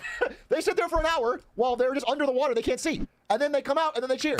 It's ridiculous. Or they run into a maze. They can't see. It's the most entertainment a dry Brit can fathom. I always forget they're British, which means maybe it's worth it to just soldier on and sit there in the rain, watching a useless team play for no reason until Harry Potter decides he wants to catch the snitch. It's like, what else are you going to fucking do? Eat beans on toast? Bro, it's fucking crazy. Oh yeah, another thing. There's the dragon part, where Harry's fighting a dragon in the Triwizard Tournament, which is like, finally, some action. You're in the crowd. This is sick. Holy shit, the dragon's breathing fire. But then, 1 minute in, Harry Potter grabs his broom, flies off into the sky, and the dragon follows him. So you don't get to watch shit. So everyone's cheering like it's cool, but they didn't see anything. I swear to God, this is the through line of all Harry Potter movies, is they suck for spectators. Actually, the real through line, if you let me cook for a second, if you allow me to cook, I want to talk about the poor, forgotten, regular student at Hogwarts. If you watch these movies, it is non-stop the average fucking Gryffindor student trying to get an education getting f***ed over by Harry Potter. It happens probably, I'm not kidding, a dozen times where a class will begin. The teacher will be like, all right, today we're going to teach you a very important lesson. I need a volunteer. How about you, Harry? And then Harry will come up, they'll teach him a thing, and then it'll go kind of wrong, or his scar will hurt, and they'll go, okay, class dismissed. No one else learns. That happens once. Technicolors, you bite your tongue. I watched every movie today. It happens plenty of times, you motherfucker, you. Okay? It's main character syndrome on a grand scale. Hermione learns everything off screen. Hermione doesn't learn a goddamn thing on screen. If you are a tuition-paying student, and I just want to fucking learn for my owls, dude. I want to pass my owls. And every single time Harry Potter's scar hurts, we have to do a thing about it. It's a problem. It's a problem. 30K galleons in debt and you don't get touched. Exactly. Exactly, dude. Exactly. You're working at fucking Ollivanders as a wand cleaner. 10 years out of college. You're not even using your degree. And you're still paying off Dumbledore's Ferrari. Harry's a Nepo baby? He kind of is. Low-key, Harry Potter's kind of a Nepo baby.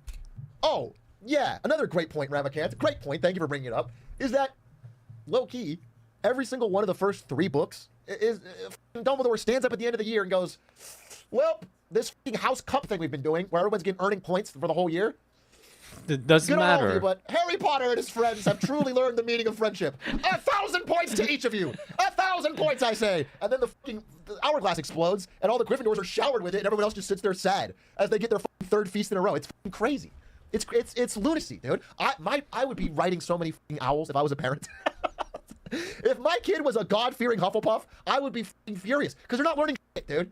How does Slytherin get so many points anyway?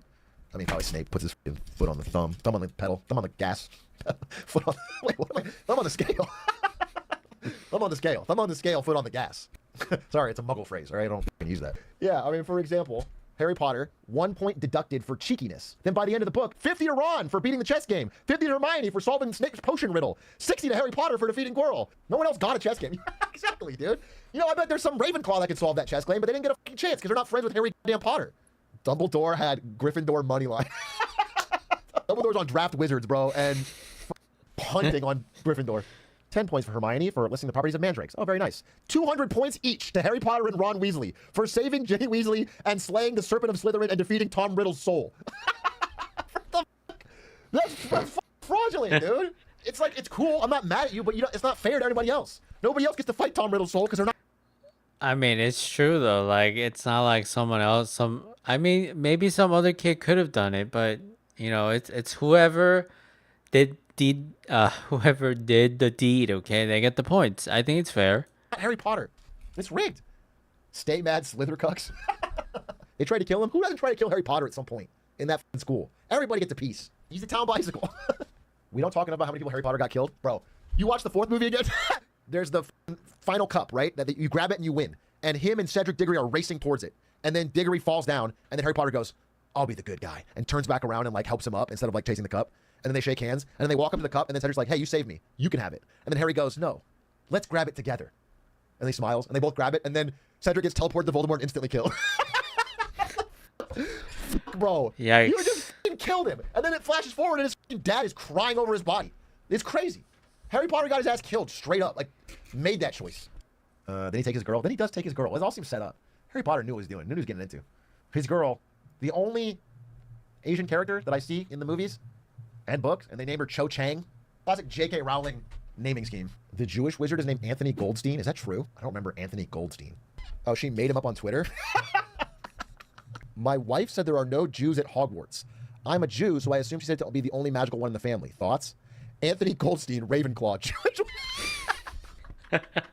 She said that so matter of fact. Oh, get owned.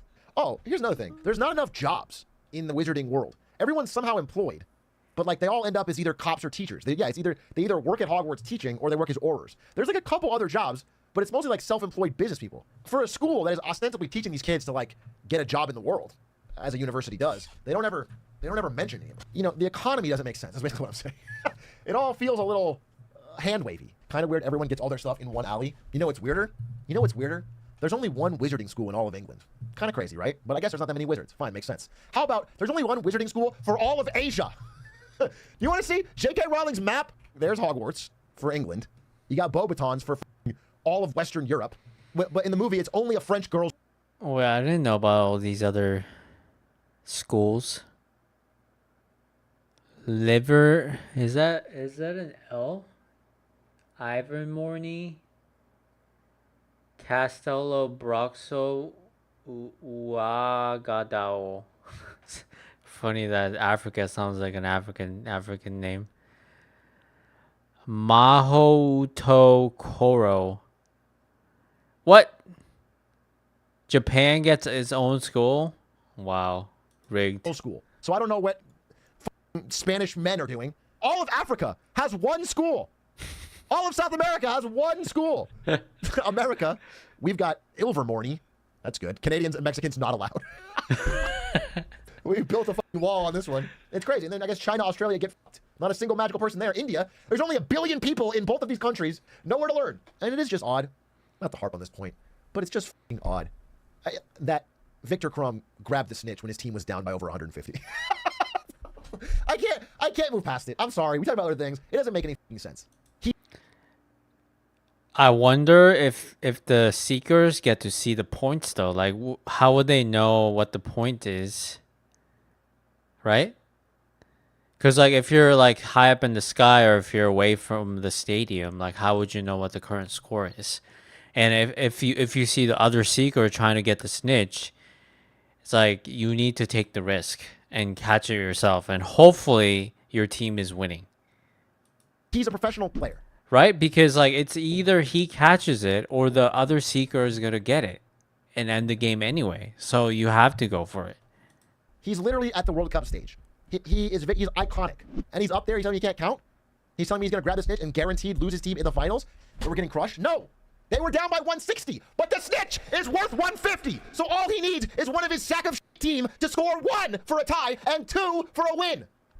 So shut the up. I would be so... If you're gambling, you have to assume that's rigged. You have to assume he took a dive. You have to. Bro, they were down by 160, not coming back, he doesn't care. Are you actually stupid? Answer me that question. Are you actually stupid? They were down by 160, but the snitch is worth 150. Are you actually stupid? Do you understand that if his team scores 1 single goal, then he catches it, it's a tie. He can just follow it around, catch it, it's a tie. If they score 2, he wins. He must have been taking money under the table from Draft Wizards. That's what I'm saying. That's what I'm saying, bro. I'm saying Victor Crumb Draft took Wizards. a dive. Victor Crumb was paid off. He took a dive. He threw on purpose. I wouldn't even look at him in the locker room. Yeah, dude, if you're on his team, I would spit. I wouldn't even be able to face him. We're done with 90s Quidditch. Facts, dude. By the way, methods of transportation in Harry Potter are just so made up based on what J.K. Rowling needs for the scene. They take a fucking train, they take a fucking broom, they take a fucking flying carriage, they take fucking flu powder, they fucking apparate, they have a port key, they have a flying car. Dude, I just think if I could go to the wizarding world, I would make some real quick changes that would rack up the galleons. That's all I'm saying. Bro, step 1, I paved Diagon Alley, and I turned it into one big fucking Diagon Mart. One Mart for all your needs. You're not going to 100 different shops to get your fucking wands and your fucking toads. You're just going to get all that shit in one spot at a low price. You can order online. You can order by owl, okay? Knock it out. I'm going to add smartphones to the mix. All of a sudden, all the owls are out of business. Carlos Slim in this bitch. Got the telecom monopoly. I'm going to add Wizard Klarna. Cast now, pay later for your spells, dude. You'll be using wizard money, which is dog shit right now. Are you what, the exchange rate? It's crazy because galleons are solid gold, and gold is at all-time highs. So I don't think that's true. Boss makes a galleon, I make a nut. Yay, we're talking economics. Now let's steer away from Harry Potter. I'm banning you. What about racist wizards being socially... Well, I don't think it's socially acceptable. They make it seem like it's a bad thing to say things like mudblood, but they also get away with it. Draco does let it rip, like at 12 years old. No one asked your opinion. You filthy little... Just like, that's crazy. That's bad parenting. It was the 90s. It was the 90s, dude. It was the 90s. Peter Pet and I grew flirt. Are you implying that you had sex with Peter Pettigrew or did some heavy petting with what looks to be a 60-year-old man who lived his life as a rat?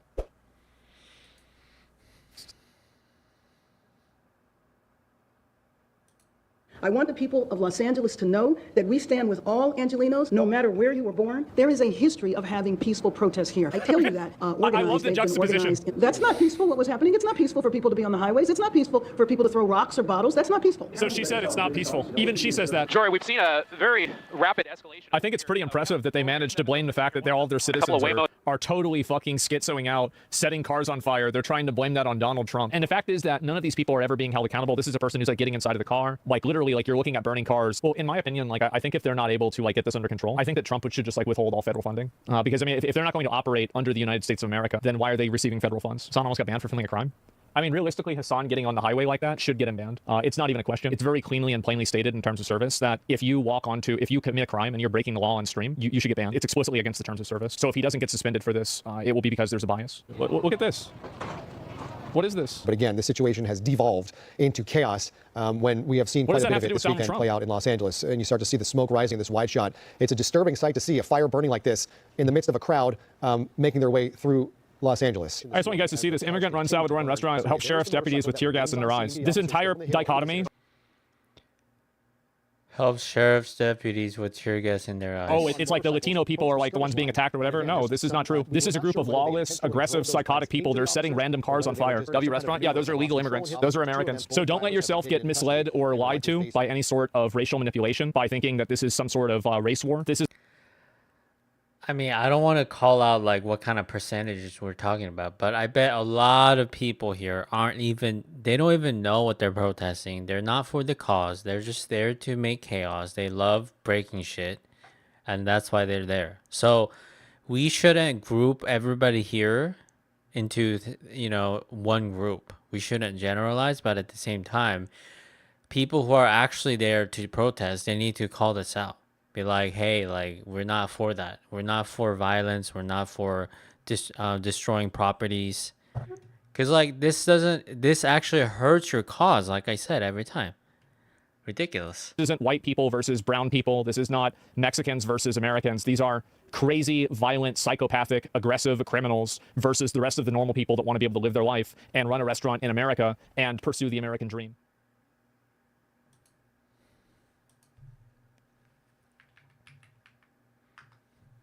Is this still going on?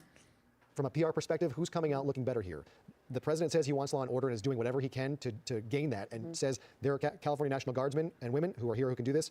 I'm federalizing them. I want peace. You have the governor and lieutenant governor now fighting that order, obviously on grounds of legal challenges. Right. Both sides want peace, but in the eyes of the nation and the world, who comes out on top in that dispute? Right. Just trashing the highway, clash. man. Unfortunately, this has just become a clash of powers between not only the government. Are there officers level, in but also there? protesters as well. So they're mixed in the middle of all of this. Right. Okay. So as we sit on this shot, I wonder if our camera can pan back over to what's playing out just a short ways away in front of City Hall. That is where a group of protesters have stuck around. They are using chairs and benches and tables taken from Gloria Molina Grand Park, which for some reason were not secured to the ground, and they are now in the middle of the road outside City Hall, used as a barricade to protect themselves from an onslaught of less than lethal flashbangs and pepper balls that have been volleyed from the folks on the LAPD trying to break this up. We have not seen much movement here in the last hour in this situation. And it appears there's a line of mounted officers that remains there at that intersection just outside at the corner of City Hall there, and down the street you can see those barricades that are being used. And as soon as we clear the shot of these trees, you will see those pink benches stood up on their sides. We have flags of various South and Central American countries being waved here, and it seems we have arrived at an impasse. And yeah, looking at this, it makes you think that I think we had a very. I just feel like the government isn't going to look at this and be like, you know what? These people are right. We need to stop the deportations because of this protest. You know, I feel like it's like working against what they want to do. Like, this will cause a bigger crackdown with more people, with like people getting arrested. I just don't see how this helps. Similar setup. Our protesters going to get tired, but we have seen a very similar scene to this for not just that last half hour, but hours now. And yeah, we just have those the chairs and the benches barricaded there. So.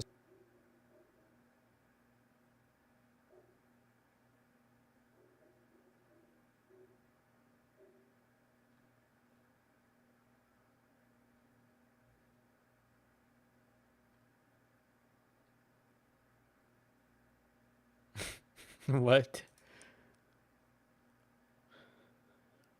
It's funny.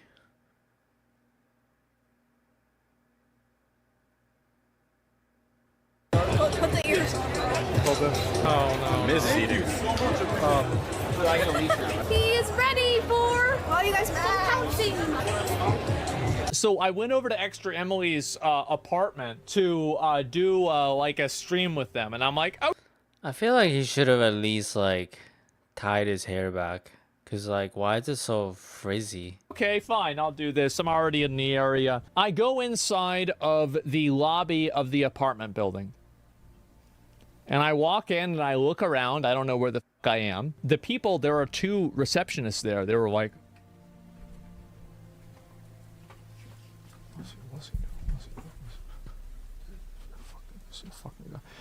oh fuck, oh fuck. All right. And then I come in there and I'm like, okay, do you guys have a bathroom? And they're like, sir, you know, are you a resident here? And I'm like, no, I'm waiting to see somebody. I've seen this. Oh, okay, yeah, no, it's down there, it's over there, and so go over the bathroom, go over there. And I'm like, okay, sure. And so I use the bathroom, everything's fine, and I'm standing in like this lobby. It's a really nice place, by the way. I walk outside because I want them to see me. Within 30 seconds of me walking outside, the employee is, fuck, man, he's getting in there. He f***ing locks the door behind me. They're like, all right, quick, he got out. He's out, lock him out. Yeah, hobo cosplay was on point. No, I've had it happen multiple times. Like I went to the emergency room one time and they had a doctor see me. They did a test on me. They did all this stuff. They didn't even charge me. They were like, come on, just get the hell out of here, all right? Please don't take a shit in the lobby. This is the guy that they immediately lock the door on. I can see why. We all like our steak The differently. lobby at the apartment, as soon as I walked out of it, they immediately locked the door. They locked that door. They tried not to even make eye contact with me. I asked where the bathroom was. They didn't want to tell me that. The moment I walked out, they said,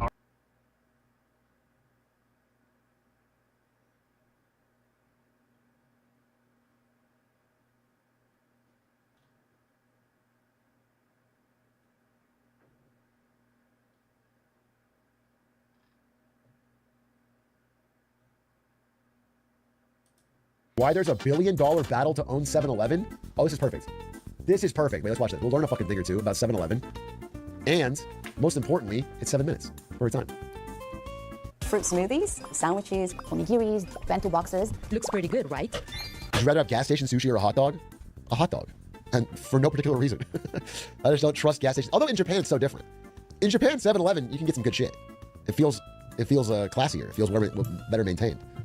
And if you've ever visited Japan, you've probably sampled 7-Eleven's finest.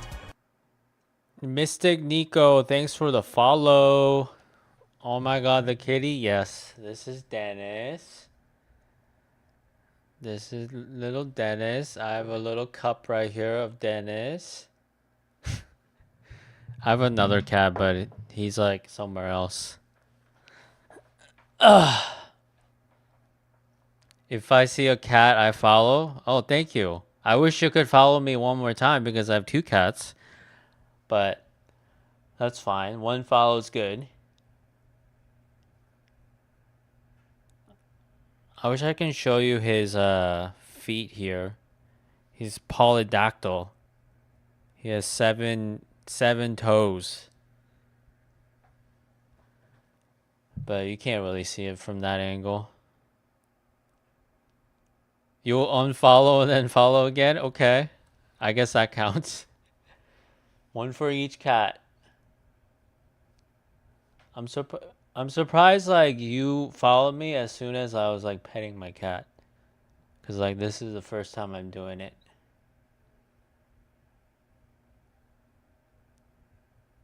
Hi, kitty.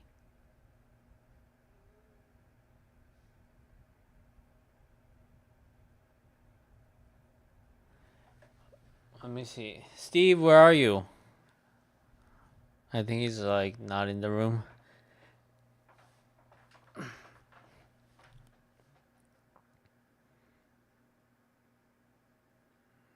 Just check.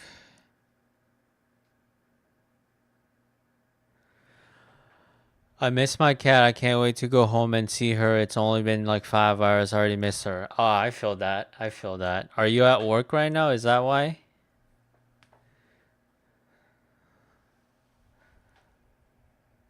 Like every time I go outside, like all I think about is like, oh, I need to go home and see the cats. Well, not necessarily see the cats, but like I worry about them, you know?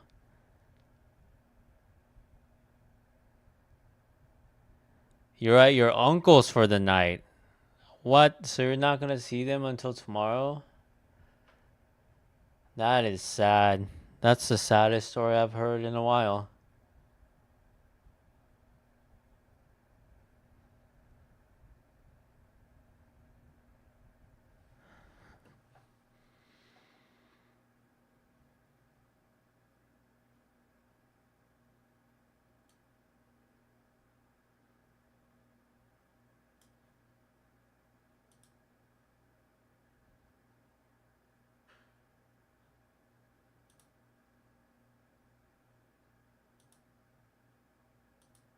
Yes, 7-Eleven.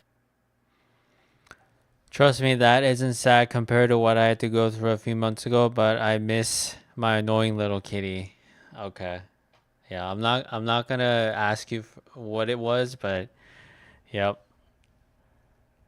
Let's just say it's not fun, you know? It's not fun not being with your cat, for sure. Than the convenience store, where eager tourists make the pilgrimage to see how many meals they can have there a day. They basically serve convenience. Unlike in the US. But I'll say something. Okay, I'll say something fucking controversial. It's not that good. Okay, like Japanese 7-Eleven food is better than here, yes, but it's not. It's not. Open up a TikTok and holy shit. It's just like it's like better convenience store. It's like mid, yeah. Like a 7-Eleven in America might actively make you sick if you get some of the food, but it's just convenience store food, comma Japan. Lushies. Hot dogs. While 7-Eleven perfected its model in Japan, it struggled to replicate it overseas. And that's at the center of a new battle that could determine the... Wasn't that because gas stations in America, or like convenience stores in America, are not walkable? So a lot of the appeal is gone. You just kind of want to buy it at a gas station. That's it. Wasn't that the spread out more? There was like a lot of reasons it didn't work, other than just the quality. Like the idea was if you upped the convenience store quality in America, people are already. So do you play games or do you just do the chatting stream? I do play games, but I usually don't stream it because like it takes away from like me being able to read the chat and stuff. So usually I just stream like pretty much right before I go to bed. So I like to just chill and like watch whatever I missed today and then just go to bed, you know? So I feel like the idea is that, you know, I want to be able to chill with like people, like viewers, I guess, and then I just slowly go to bed, you know? That's the idea. But I do play games. I try to whenever like, you know, a new game comes out, but I don't think I'll stream it.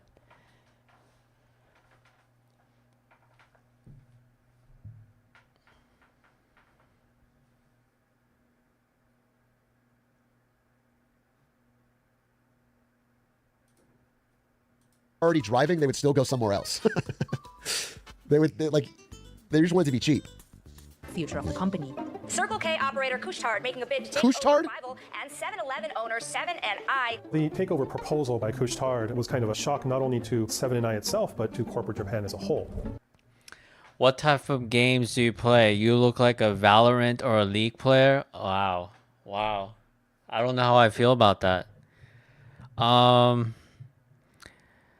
definitely not a Valorant or League player. I play like Overwatch, Rivals, and Path of Exile. I don't know what kind of gamer that makes me, but you know, I play like multiplayer, like first person shooter or like ARPG. Oh, my guilty pleasure is like City Builder. I play that a lot. That's about it, I think. I rarely play single player games unless it's like super good and it's like proven to be good, like Red Dead Redemption, you know, those kind of games. I used to play Rivals a lot, but the community made me not play it. You should play Overwatch, even though I can't really say it's much better in terms of like chat. But I don't know what you do, but like I have the chat when I play Rivals or Overwatch. Like I have chat muted from the beginning. Like I don't talk to anybody, I don't chat with anybody, I don't see any of the messages. I think that helps a lot. You know, it's like you play, you try your best, and if you lose, it's whatever. You don't get to see what people say. You don't get to tell them what, you know, that you're frustrated. I feel like that works for me. So I just play and like don't even think about it. Since you play City Builders, do you play stuff like Tropico? I've never actually tried Tropico. It is something that I do want to try. I've seen, you know, good ratings or whatever, but the recent ones I played is Fabledom. What's the other one? Planet Coaster, Planet Zoo, And then there's one that starts with an M. God, I'm like blanking out. Manor Lord? Yeah, Manor Lord. This Manor Lords, this game. I play a little bit of this.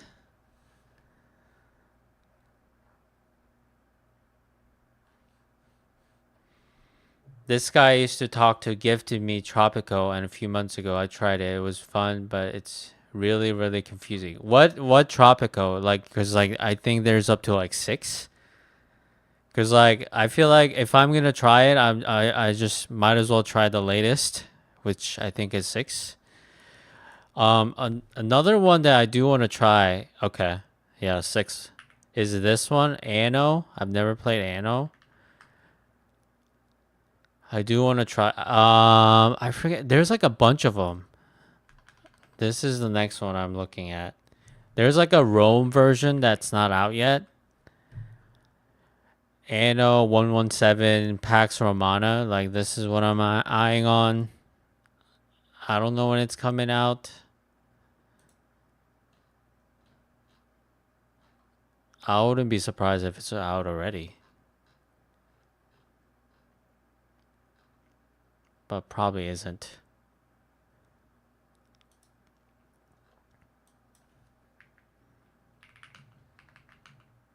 Release date. November 13th, 2025. A little fun fact. All the Anno additions or like different games, the numbers always add up to 9. So this adds up to 9. What other series are there? 2070, that adds up to 9.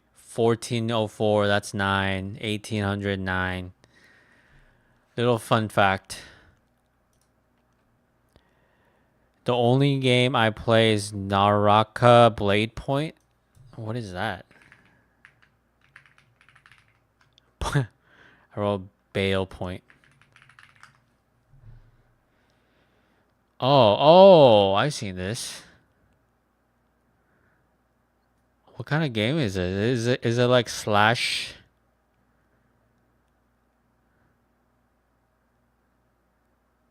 It's definitely not Souls-like, right? Because I don't play that. Interesting. It's Battle Royale. Yeah. Not a fan of that.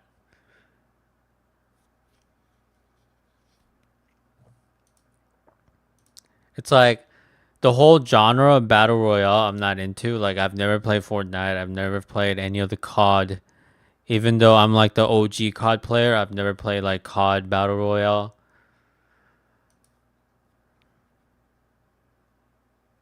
Like, I played COD since like 2000, like 9 or 10, you know? You love it because it's more melee combat over guns and stuff. Yeah, I could see that. I could see how it's different. Yeah. Cause like it's a different gameplay if you have a knife, right? Yeah.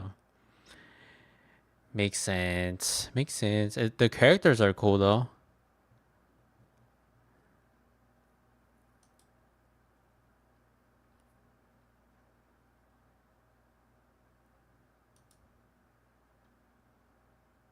So I assume you can do like super crazy combos and stuff.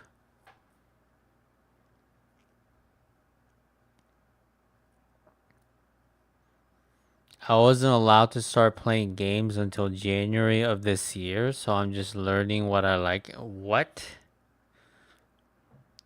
Either you're very young, or what's going on? Like, why are you not allowed to play games?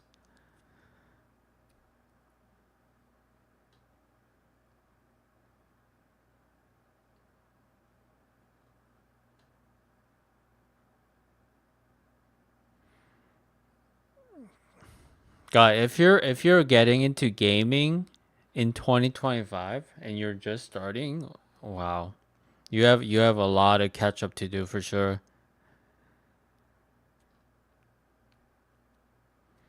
You're 18.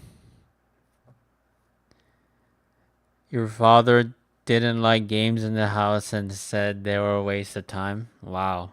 You're like a younger version of me, even though yeah, I would say I wasn't allowed to play games either until like 18, like when I went up to college. That's for sure. But I did play a little bit. I did play a little bit like in middle school, and then like it got taken away from me like for high school. So games, Twitch, YouTube channels that revolved around gaming were 100% banned. Well, just know that it's you have a whole life ahead of you, okay? Like if you're 18 now, I pretty much lived another 18 years more than you. So just, take it from me, man.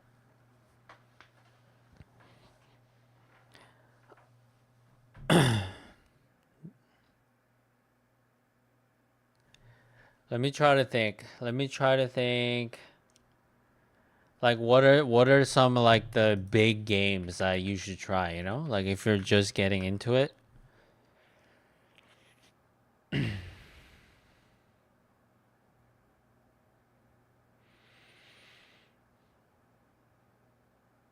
I feel like MOBA games are like old now. They're like old games, not really fun.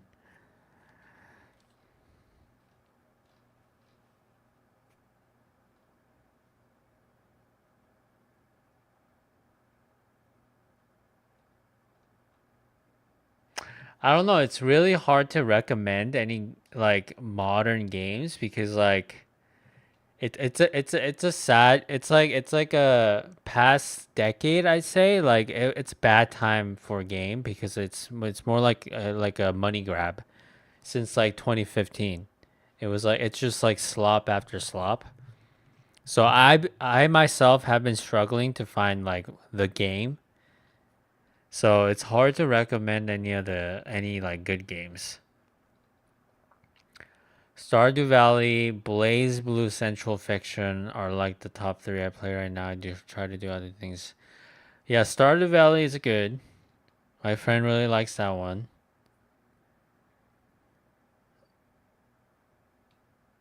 What's Blaze Blue?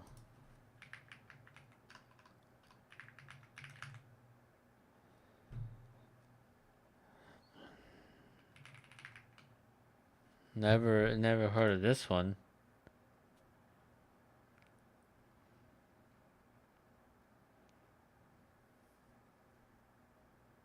Fighting game? Visual novel, interesting. If you're into city builder stuff, like I like 2-point series. Like you could play any of these, like hospital, museum, campus. This is like a simpler version. It's not like crazy management, but it's like wacky stuff, but it's pretty fun. It's a fighting game. Just started playing it because the characters look cool. Hey, play whatever you want, like especially if you don't know what you like yet. I feel like I played games long enough. Like I'm talking about like I started playing games like 18 as well, So after playing it for so long, like I know what I like. Either the games that I like have to be like super chill, like no like conflicts, no drama, just like city builder stuff. Either that or it has to be super competitive, like Overwatch or Rivals, Like get your adrenaline going. Yeah, I'd be interested in city builders, but I have to find a simple one at a time at first because I get overwhelmed. Yeah. So 2-point might be good. Planet Zoo is like way too much. It's like way too micromanaging. Planet Coaster is okay.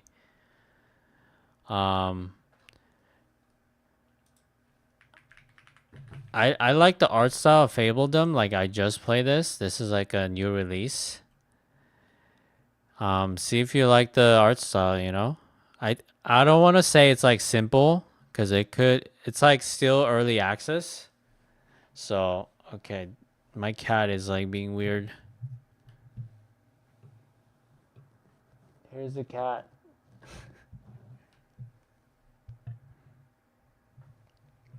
What's up, kitty?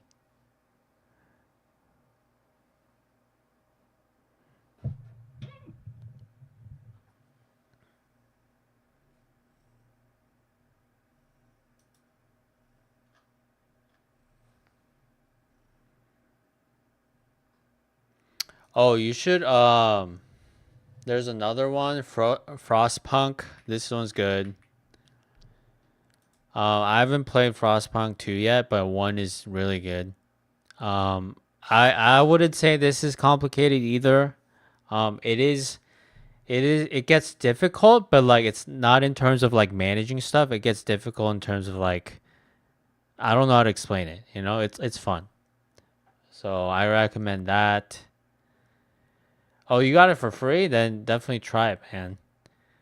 Definitely try it. Some say the second one is like actually worse because like they went off of like what made it special, but definitely try that. Kill time, I guess. But if you haven't tried Overwatch, Overwatch is good if you're okay with like first person.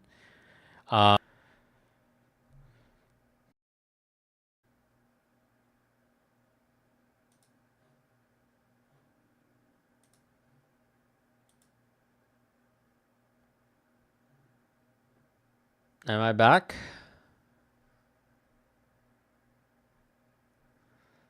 I don't know what happened there.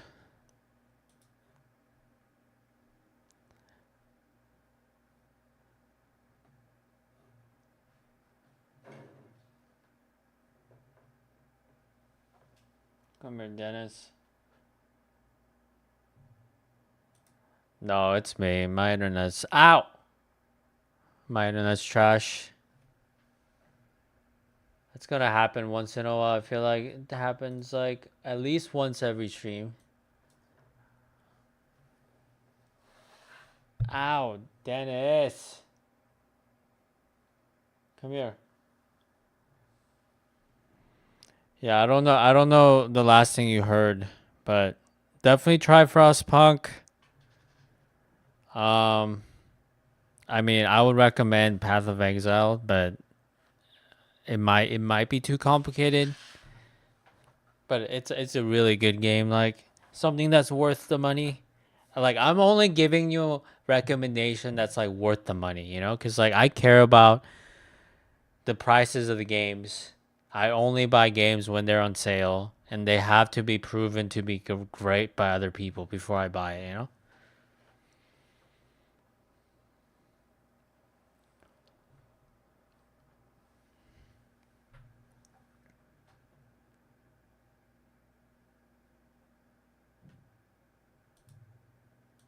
So why is there a billion-dollar battle for 7-Eleven? Okay. And what could it mean for the future of convenience stores?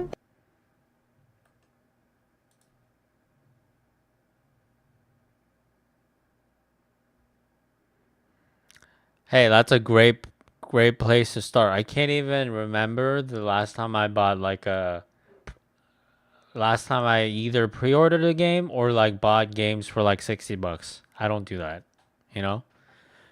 Because I've been burned so many times. Like you put in that $60 and you find out that game is trash. And usually you can get a refund with Steam, but like I'm talking about before it's either like a non-Steam game like Star Wars, like Battlefront 2. Like I literally bought that game for $60 and only played 5 minutes. So I'm like never again I'm doing that, you know? So don't do that.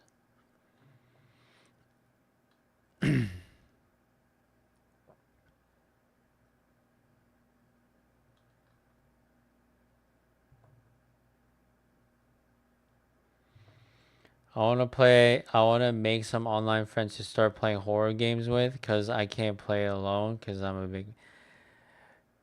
I can't believe, okay, try to tell me the psychology behind you're scared to play it, but you still want to play it. I don't get that because I am too. I'm very scared. I never watch scary movies or play scary games, but it still doesn't want to make me play it with friends or anybody. Like I would never like even watch it. I would never play it, even if like I had like tons of people playing it with me. So I don't understand that.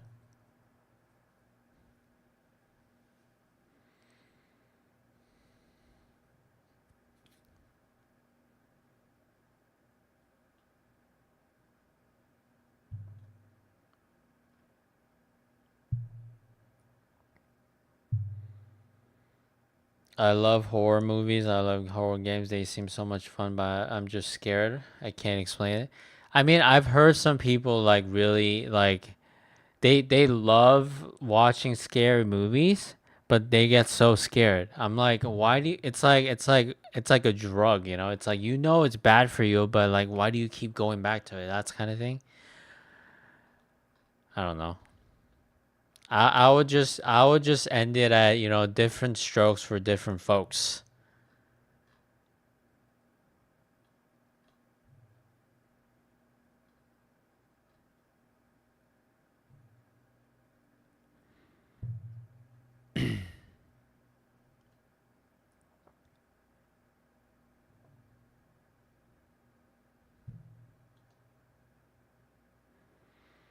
Horror gives me adrenaline. I guess you're an adrenaline junkie then, because that's like what I don't want, you know?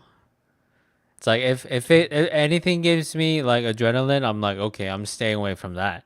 That's for sure.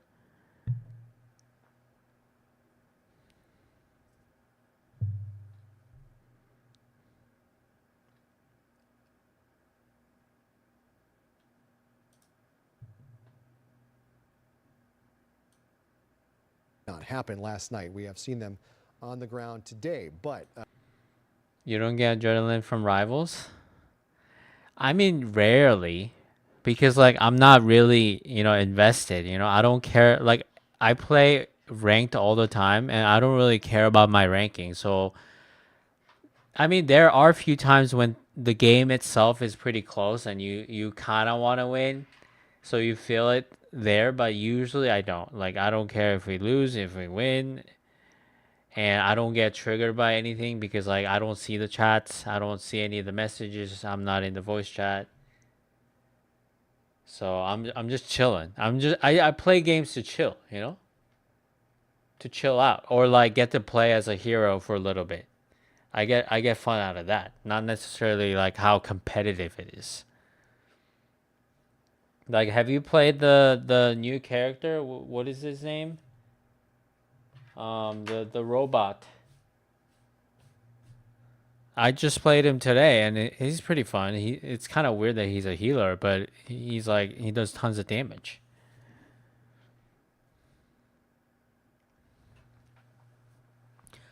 I'll be playing Naraka, and somebody will grapple onto me, and I'll dodge them and start a combo. I get filled with adrenaline. It feels so good. Yeah, I could see that. Like, I feel like maybe that's why I don't like Battle Royale, because, like, I don't like the fact that, like, it's, like, 100, or it's, like, 1 versus 100 people, I like to play team games. I like to feel like I don't have to, like, look behind me every second. I know there are battle royales with teams, but I just never got into it. But I could see that. I could see, like, I can tell, like, what you enjoy now.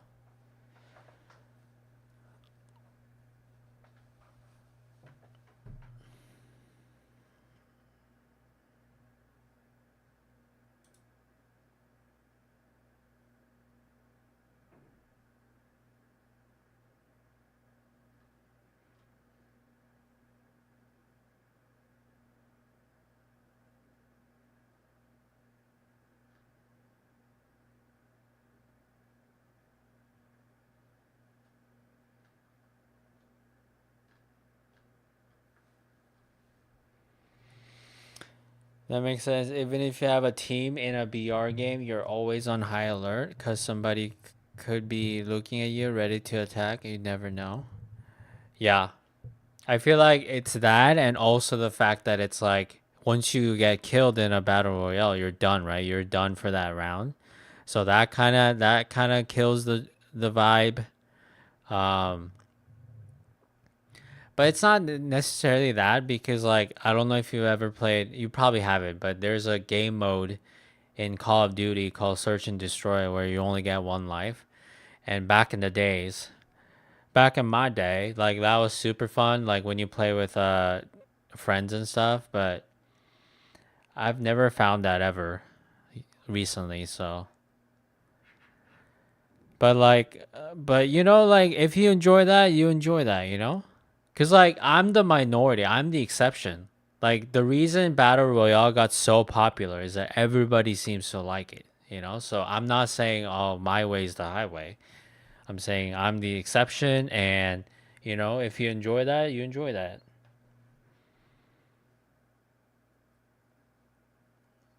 Oh yeah, I guess like when it comes down to the last few people, like that's gonna happen, right? So that's part of the game design, I guess. But you get that, like, you know, the circle that gets smaller and smaller, right? To combat that, but I know what you mean.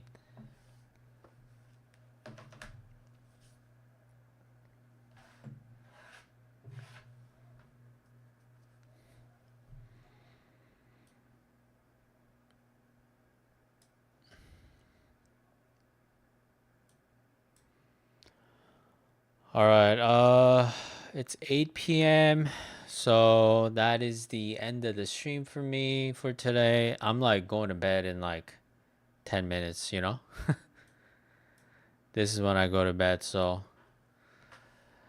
yeah, man.